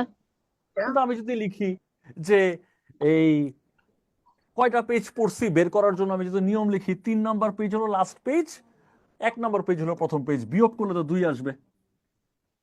তাহলে স্যালারির জন্য লজিক ঠিক আছে, বাট পেজ গণনার জন্য কি লজিক এটা ঠিক আছে? ঠিক নাই। না স্যার। আমি যদি এরকম লজিকে ভুল করে ফেলি, সেই ভুলের নাম হচ্ছে লজিক্যাল এরর। আর সফটওয়্যার চালাইতে গিয়ে যদি ভুল করে ফেলি, সেটার নাম হচ্ছে চালানো। মানে কি? সফটওয়্যারকে চালানো, চালানোর ইংলিশ হচ্ছে রান। চালাতে গিয়ে ভুল করলে তার নাম হচ্ছে রান টাইম এরর। চালাতে গিয়ে ভুল করলে তার নাম হচ্ছে রান টাইম এরর। যেমন মনে করেন আমি আপনারে বললাম যে কোনো একটা সংখ্যাকে আমি ইনপুট আকারে দিব, সেই সংখ্যার ইনভার্স আউটপুট আকারে পাবো। যেমন ধরেন আমি সফটওয়্যারের ভেতরে ইনপুট আকারে যদি 5 দেই, আউটপুট আমি পাইতে চাই 1/5। 1/5 এর ভ্যালু কত? ইনস্ট্যান্ট কে বলতে পারবেন? 1/5 ইকুয়াল হোয়াট? 0.2। এই তো আমি ইনপুট আকারে যা দিব, আউটপুট আকারে তার উল্টা সংখ্যাটা আসবে। এটা একটা সফটওয়্যার ধরেন। এই সফটওয়্যারের লজিক কি? y equal 1/x। আমার ইনপুটটা হচ্ছে x, আমি ইনপুটটা x আকারে দিব, ও আমাকে 1/x করে আউটপুটটা y, সেটা আমাকে ও জানাবে। এখন এই সফটওয়্যার বানানোর সময় আমি বলে দিছি যে ভাই তুমি ইনপুট আকারে এই যে আমি যে এই সংখ্যাটা লিখছি, এটা হচ্ছে মূলত আমার সোর্স কোড, ঠিক আছে? আর আপনি ব্যবহারকারী আপনি আপনার সোর্স কোড জানার দরকার নাই, আপনি খালি 5 দিবেন, 0.2 পাবেন। ঠিক আছে? আচ্ছা, এখন আমি আপনাকে বানানোর সময়, সফটওয়্যার বানানোর সময় আমি আপনাকে বলে দিচ্ছি যে ভাই তুমি যে কোনো সংখ্যারই ইনভার্স জানতে চাইবা, খালি জিরোর ইনভার্স জানতে চাইবে না। তুমি যে কোনো সংখ্যার ইনভার্স জানতে চাও, আমার কোনো আপত্তি নাই, কিন্তু ভাই তুমি জিরোর ইনভার্স জানতে চাইবা না। ভালো কথা, এখানে তো আমার বানানোও ভুল করি নাই, লজিকও ভুল করি নাই, আমি আপনাকে বলে দিচ্ছি যে ভাই তুমি জিরোর ইনভার্স কত জানতে চাইবা না। কিন্তু আপনি সফটওয়্যার চালাইতে গিয়া প্রথমেই বললেন একটু দেখি না জিরো ইনপুট দিলে কি আসে। এই যে সফটওয়্যার চালানোর সময় আপনি যে ভুলটা করলেন, এটা কোন ধরনের ভুল? Run time run time error. আমি আপনাকে বলে দিচ্ছি যে ভাই তুমি ভুল করো না, তুমি 1/0 ভ্যালু জানতে চাও না, কিন্তু আপনি গিয়ে প্রথমেই দিলেন 1/0, ভুল হয়ে গেল। এই ভুল কখন হয়েছে? সফটওয়্যার বানানোর সময় ভুলটা হয়েছে, এটা হচ্ছে রান টাইম এরর। এই যে আপনি ইনপুট আকারে যে জিরো দিচ্ছেন, এটা কোনো জাতের ইনপুট দিচ্ছেন? এটা কোনোভাবেই জাতের ইনপুট দেন নাই। কেমন ইনপুট দিচ্ছেন? এটা কেমন ইনপুট? এটা গার্বেজ ইনপুট। আর গার্বেজ ইনপুট দিলে সে আপনাকে তো গার্বেজ আউটপুটই দিবে, তার ফলাফল হচ্ছে গার্বেজ আউটপুট। সংক্ষেপ করলে এটা হবে গিগো। আপনাকে পরীক্ষা জিজ্ঞেস করবে গিগোর পূর্ণরূপ কি? Garbage input, garbage output. আর আপনি যদি এই গিগো মতো ভুলটা করেন, আপনাকে জিজ্ঞেস করবে গিগো এটা কোন ধরনের এরর, আনসার কি হবে? Run time error. Run time error. Error clear কিনা একটু বলবেন? জি স্যার। জি স্যার। Error clear. যদি ক্লিয়ার হয় তাহলে আমার কোশ্চেনের উত্তর দেন। পরীক্ষা আসা কোশ্চেন, আমার কোশ্চেন না, আমি আপনাদের জাস্ট জিজ্ঞেস করতেছি। কম্পিউটার কোন ধরনের এরর? কম্পিউটার জিজ্ঞেস করতে পারে, অথবা কম্পাইলারের কথা বলতে পারে, অথবা ইন্টারপ্রিটারের কথা বলতে পারে। কম্পিউটার অথবা কম্পাইলার অথবা ইন্টারপ্রিটার, এই 3 রকমের এররের মধ্যে কোন এররটা ধরতে পারে, বা কোন কোন এরর কম্পিউটার ধরতে পারে? Run time. Run time error তো ধরবে কিভাবে? সফটওয়্যার বানানো শেষ, লজিক্যাল রান এরর। করতেছেন, ব্যবহার করতেছেন। সিনট্যাক্স। আর logical error. Run time error ধরতে পারবেন, এটা শিওর কিনা? সফটওয়্যার তো আপনি চালাইতে গিয়ে ভুল করছেন, আপনারে বলছে উপর থেকে গাড়ি নামতেছে, আপনি বাম দিকে যাবেন, তাহলে আপনি মারা খাবেন না। কিন্তু আপনি বাম দিকে না গিয়ে দাঁড়ায় আছেন, উপর থেকে গাড়ি এসে আপনার মাইরা দিছে, খেলা শেষ। এটাও তো এরর। আপনার দরকার ছিল গাড়ি আসলে আপনি ডানে যাবেন, বামে যাবেন। খেলছেন না ছোটবেলায় এই গেম? নাকি খেলেন? খেলছেন সবাই? তাহলে এই যে আপনি গেমে গিয়ে যে মইরা যান গেম খেলতে গিয়ে, এগুলো সবই রান টাইম এরর। এটা সব কম্পিউটার ধরতে পারবে না। আচ্ছা, তারপর সেকেন্ড ব্যাপার হচ্ছে লজিক্যাল এরর কি কম্পিউটার ধরতে পারবে? ধরতে পারবে না। কম্পিউটার তো লজিক বুঝেই না। আপনি যেই লজিক দিচ্ছেন ওভাবে এটাই সঠিক। কোথায় বিয়োগ করতে হবে, কোথায় বিয়োগ করার পরে +1 করতে হবে, এগুলো কম্পিউটার বুঝে না, তাই না? সেজন্য কম্পিউটার লজিক্যাল এররও ধরতে পারবে না। তাহলে কোন এরর ধরতে পারবে? Syntax error. Only computer syntax error ধরতে পারবে। কম্পিউটার এক্সপেক্ট করে থাকবে আপনি সি প্রোগ্রামিং ল্যাঙ্গুয়েজে কাজ করতেছেন, লাইনের শেষে সেমিকোলন হবে। আপনি পাইথন প্রোগ্রামিং ল্যাঙ্গুয়েজে কাজ করতেছেন, লাইন বা ইনস্ট্রাকশন শেষে কোনো সিম্বলই থাকবে না, কমাও থাকবে না, কিছুই থাকবে না। যদি আপনি কমা দিয়ে বসেন সেটা সে ধরতে পারবে। তাহলে এটা কিন্তু প্রিভিয়াস পরীক্ষার কোশ্চেন যে কম্পিউটার কোন এরর ধরতে পারে, একমাত্র আনসার হচ্ছে সিনট্যাক্স এরর ধরতে পারে, অন্য কোনোটাই ধরতে পারে না। ক্লিয়ার কিনা বলেন? জি স্যার। জি স্যার। ওকে। তারপর হচ্ছে শহীদুল, আপনার বাড়ি কি চাপাই? জি স্যার। না না, এখনো শেষ না, আমি শেষ হলে আমি ই করে দিব, অফ করে দিব। আচ্ছা, চাপাই কোথায় বাড়ি? আমি চাপাই 5টা উপজেলাতেই গেছি। চাপাই শিবগঞ্জ। শিবগঞ্জ, আচ্ছা, ভালো কথা। শিবগঞ্জে আপনাদের বাজারের এখানেই ভালো চমচম পাওয়া যায়, তাই না? আদি চমচম স্যার। হ্যাঁ হ্যাঁ, ঠিক আছে। আমি 5টা উপজেলাতেই গেছি, চাকরির সুবাদে আসলে অনেক জেলায় যাওয়া হয়েছে, তার মধ্যে চাপাই একটা আমার প্রিয় জেলা।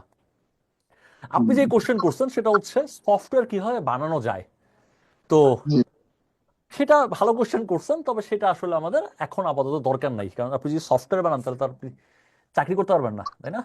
আগে চাকরি বাকরি পান, এরপরে অতিরিক্ত ইনকামের জন্য সফটওয়্যার বানানো শিখবেন।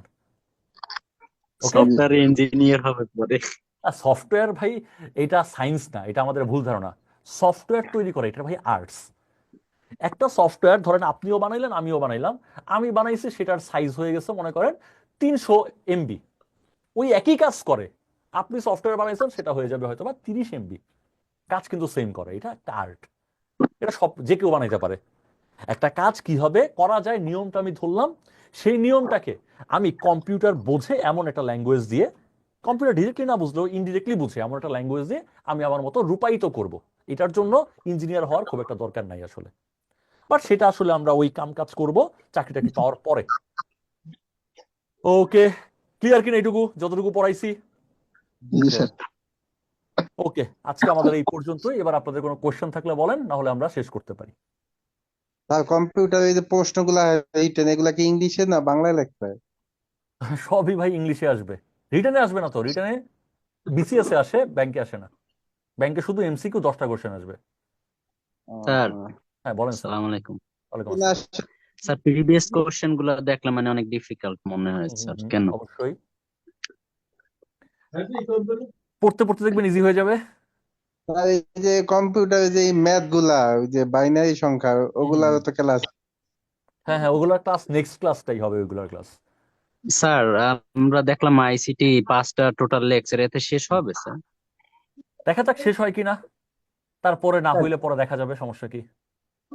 স্যার বাগ আর ডিবাগিং কি একই কথা স্যার? না, বাগ মানে হচ্ছে ভুল, আর ডিবাগ মানে কি? ভুল ভাগানো। তাহলে ডিবাগ হচ্ছে ভুল সংশোধন করা। এটা কি বলেন। এটা কি ডিবাগিং কথাটা বুঝি নাই, অন্য কেউ বললে একটু বলেন তো, আমার এখানে আসে না ওনার কথাটা। স্যার ডিবাগিং স্যার এটা কি সফটওয়্যারের মধ্যে আছে স্যার? হ্যাঁ, আসলে বাগ ধরতে পারে যে সফটওয়্যার গুলো, নর্মালি কম্পাইলারই বাগ ধরে দেয়। ঠিক আছে, কম্পাইলার বা ইন্টারপ্রেটার ওই আমাকে বাগ ধরে দেয় এবং ওই ডিবাগটা করে দেয়, অর্থাৎ ভুলটাকে ও সংশোধন করে দেয় যদি ওর লেভেলে থাকে, ওর পর্যায়ে যদি থাকে। এছাড়াও ডিবাগ করার জন্য, সফটওয়্যারের ভেতরে ভুলভ্রান্তি ধরার জন্য, অপকর্ম ধরার জন্য আরো অনেক উন্নত সফটওয়্যার আছে, ডিবাগিং সফটওয়্যার আছে, সেগুলো দিয়ে সফটওয়্যারের ভুলভ্রান্তি ধরা যায়। যেমন মনে করেন NBR এর জন্য আপনি একটা সফটওয়্যার বানাইলেন, সেখানে আপনার কোম্পানির ট্যাক্সও মনে করেন 20% কম হিসাব করে, অন্য যে কোনো কোম্পানির ট্যাক্সও পুরোপুরি ঠিক হিসাব করে, এটাও কিন্তু একটা বাগ। তো এরকম বাগ ধরার জন্য সেপারেট সফটওয়্যার আছে। স্যার আমার একটা প্রশ্ন ছিল স্যার। হ্যাঁ, বলেন স্যার। স্যার, কম্পিউটারে যে মাউস যেমন ইঁদুরের ধারণা থেকে আসছে, এখানে এ বাঘটা কি স্যার টোকা এই ধারণা থেকে আসছে এটা? হ্যাঁ হ্যাঁ ভাই, একদম ঠিক ধরছেন। বাঘ ঢুইকা তার ছিঁড়ে ফেলছে, তার খায় ফেলছে। ঠিক আছে, এখানে স্যার তখন টোকা। কম্পিউটার নষ্ট হয়ে গেছে, কম্পিউটার তো চলে না। এখন সমস্যা কি, ওই যে বাঘ ঢুকে তার খায় ফেলছে, তখন থেকেই কম্পিউটারে কোনো এরর বা কম্পিউটারে কোনো ভুল হলে সেই ভুলের নাম হয়ে গেছে প্রথাগতভাবে বাগ। ধন্যবাদ স্যার। তাহলে কি আমরা মোটামুটি পারবো? প্র্যাকটিস করতে হবে কিন্তু নিজের, না হলে শুধু কথাবার্তা শুনলে পারা যাবে না। স্যার বলেন স্যার।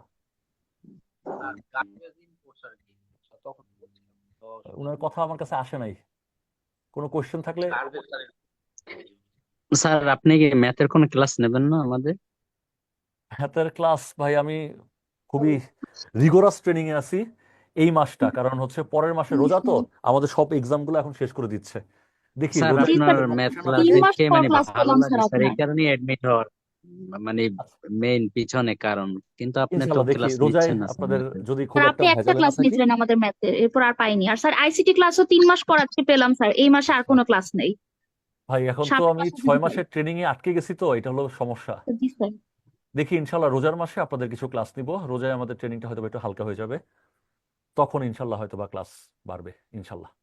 স্যার একটু চেষ্টা করেন আমাদের জন্য স্যার, ইনশাল্লাহ ইনশাল্লাহ ভাই। আমরা আর না পারিনি হইলেও বিধাই তো ভর্তি হয়েছি না নাকি হলেও স্যার? কিছু সলভ ক্লাস আপনাদের নিব না, আপনাদের ক্লাসটা শেষ হইলেও যদি আপনারা থাকেন আর কি, তখন ইনশাল্লাহ কিছু ক্লাস আপনাদের নিব, কোর্স শেষ হয়ে গেল। আর রোজার মাসে, রোজার পরে আরো কিছু ক্লাস ইনশাল্লাহ নিব, একটু বেশি নেওয়ার চেষ্টা করবো ইনশাল্লাহ। ওকে ভাই, তাহলে আমরা আজকের মতো শেষ করি। আমার একটা প্রশ্ন বলেন ছিল। স্যার। হ্যাঁ হ্যাঁ শিওর। যে মাল্টিটাস্কিং সফটওয়্যার আর মাল্টি ইউজার সফটওয়্যার এই দুটো বিষয় নিয়ে একটু আচ্ছা, মাল্টি যদি ইউজার হচ্ছে একসাথে 3-4 জন আমার কম্পিউটারটা ইউজ করতে পারবে। এটা আসলে হ্যাঁ মাল্টি সফটওয়্যারটা হচ্ছে মূলত অপারেটিং সিস্টেম, এগুলো অপারেটিং সিস্টেমের হচ্ছে ক্লাসিফিকেশনের মধ্যে পড়ে। একসাথে আপনি যে অপারেটিং সিস্টেমে 3-4 জন একসাথে কাজ করতে পারবেন সেটা হচ্ছে multi user operating system. Normally আপনার supercomputer, mainframe computer, এগুলোতে একই সাথে 3-4 জনের কাজ করার দরকার হয়, 3-4 জন, 10 জন, 20 জন এরকম কাজ করার দরকার হয়, সেটা হচ্ছে মাল্টি ইউজার। আর মাল্টি টাস্কিং এটা আপনারটাই, আপনার কম্পিউটার বা আপনার মোবাইল ফোনও মাল্টি টাস্কিং, একসাথে একাধিক কাজ করতে পারে। যেমন ধরেন আপনি ভিএলসি প্লেয়ারে গান ছাড়ছেন, আপনি গানটাও শুনতেছেন, পাশাপাশি আপনি হয়তোবা একটা চিঠি লিখতেছেন অথবা একটা ছবি এডিট করতেছেন, একসাথে 2-3টা কাজ করতেছেন, সেটা হচ্ছে মাল্টি টাস্কিং। ক্লিয়ার কিনা? জি জি ক্লিয়ার। আর আর আর একটা প্রশ্ন, যে বায়োস আর বুটিং হুম হুম হুম। এই দুইটা নিয়ে একটু কনফিউশন আচ্ছা, আর কি। বুটিং হচ্ছে কম্পিউটার চালু করার সম্পূর্ণ প্রক্রিয়াটা হচ্ছে বুটিং, ঠিক আছে? আর বুটিং এর একটা স্টেপ হচ্ছে বায়োস। আচ্ছা, যে একটা প্রশ্ন আসে যে কম্পিউটার চালু করার পরপরই কোনটি আগে হয়, কোন কাজটি, হ্যাঁ, বায়োস না বুটিং? এইটা একটু কম্পিউটার কনফিউশন চালু ছিল। করার পর ইমিডিয়েটলি জি ইমিডিয়েটলি বায়োস আসলে অ্যাক্টিভেট হয়। আর পুরো প্রক্রিয়াই তো বুটিং, শুরু থেকে ও শেষ আচ্ছা পর্যন্ত পুরাটা বুটিং। বুটিং এর ফার্স্ট স্টেপ হচ্ছে এই যে আপনি একটা পুশ বাটন সুইচে প্রেস করেন না কম্পিউটারটা চালু করার জন্য, ওই যে পুশ জি বাটনটা প্রেস করছেন, প্রেস করাটা হচ্ছে প্রসেসরটাকে চালু করা। তার প্রসেসরটা মানে চালু হওয়ার পরে, প্রসেসরটা পাওয়ার পরে বায়োস অ্যাক্টিভ, বায়োসটা কাজ করা শুরু করে। আর যদি বায়োস না থাকে তাহলে কি বুটিং অ্যান্সার করা যায়? বুটিং তো আসলে পুরো প্রক্রিয়া, এটা কোশ্চেন দেখে বোঝা যাবে আর কি। ও আচ্ছা আচ্ছা। আর চালু হচ্ছে করার যে প্রক্রিয়া পুরোটার নাম বুটিং। পরে যে পোস্ট করবে, পাওয়ার অন সেলফ টেস্ট করবে, ওএস র্যামে লোড করবে, সবই বুটিং এর অংশ, ও, আচ্ছা জি জি জি কনফিউশন সবটা ক্লিয়ার। মিলেই বুটিং। আচ্ছা জি। তাহলে স্যার কি আমরা শেষ করতে? হ্যাঁ বলেন প্রিভিয়াস স্যার। কোশ্চেন গুলো আমাদের একটু হুম, সমাধান করে দিয়ে, ওইটা ধরলে হলে ইফেক্টিভ হবে বেশি। আচ্ছা প্লাস দেখি, এটা করে দেবো। সব তো করে দেওয়া সম্ভব না, ডিফিকাল্ট পার্ট গুলো করে দিব না, আর কি। যেগুলো ভাস্ট মানে খুব হুম, ইম্পর্টেন্ট হ্যাঁ ওগুলো। হ্যাঁ হ্যাঁ, সেগুলা করে দিব, সমস্যা নেই। স্যার হ্যাঁ বলেন স্যার। আজকে তো আমরা স্যার অ্যালগরিদম নিয়ে সবকিছু করে ফেললাম স্যার। আমরা তো ফ্লোচার্ট নিয়ে স্যার কিছু তো করা মানে এত বেশি ব্যবহার করা হয়নি। ফ্লোচার্টের ব্যবহার কি কম স্যার? ফ্লোচার্টটা হচ্ছে কি অ্যালগোরিদম, মানে মূল কাজের যে নিয়মটা। ধরেন আপনি আমি দুইজনই একটা সফটওয়্যার বানাতে যাচ্ছি, সেই সফটওয়্যারের কাজ হচ্ছে লিপিয়ার কিনা। আমি সাধারণ ইউজার, আমি একটা বছরকে ইনপুট দিব, সে আমাকে আউটপুটে জানাবে বছরটা লিপিয়ার কি লিপিয়ার না। এখন আপনি সফটওয়্যারটা বানাবেন, তাহলে একটা বছর লিপিয়ার কি করলে হয় সেটা আপনার আগে থেকে জানতে হবে। মানে আগে থেকে যে আপনি জানবেন, আপনাকে জানানোর জন্য সহজ উপায় হচ্ছে অ্যালগোরিদম। কিন্তু অ্যালগোরিদম আপনার মাথায় যদি না ধরে, এই জন্য একটু ছক আকারে যদি আপনারা বুঝাই, বুঝতে সহজ হবে। অ্যালগোরিদমটাই সহজে বুঝার জন্য ছক আকারে প্রকাশ করাটা হচ্ছে মূলত ফ্লোচার্ট। তাহলে অ্যালগোরিদম বা নিয়ম কানুন শেখার জন্য ছক আকারে প্রকাশ করার উপায়ের নাম হচ্ছে ফ্লোচার্ট। বুঝছেন কিনা?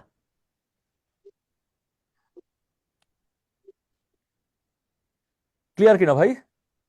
জি স্যার। ওকে, তাহলে আমরা আজকের মতো একটু শেষ করতেছি। জি ইনশাল্লাহ ঠিক নেক্সট আছে ক্লাসে আবার দেখা হবে, আরো বেশি বেশি দেখা হবে ইনশাল্লাহ আপনাদের সাথে। ইনশাআল্লাহ। ওকে, সি ইউ। আসসালামু আলাইকুম স্যার। ওয়ালাইকুম আসসালাম। আসসালামু আলাইকুম।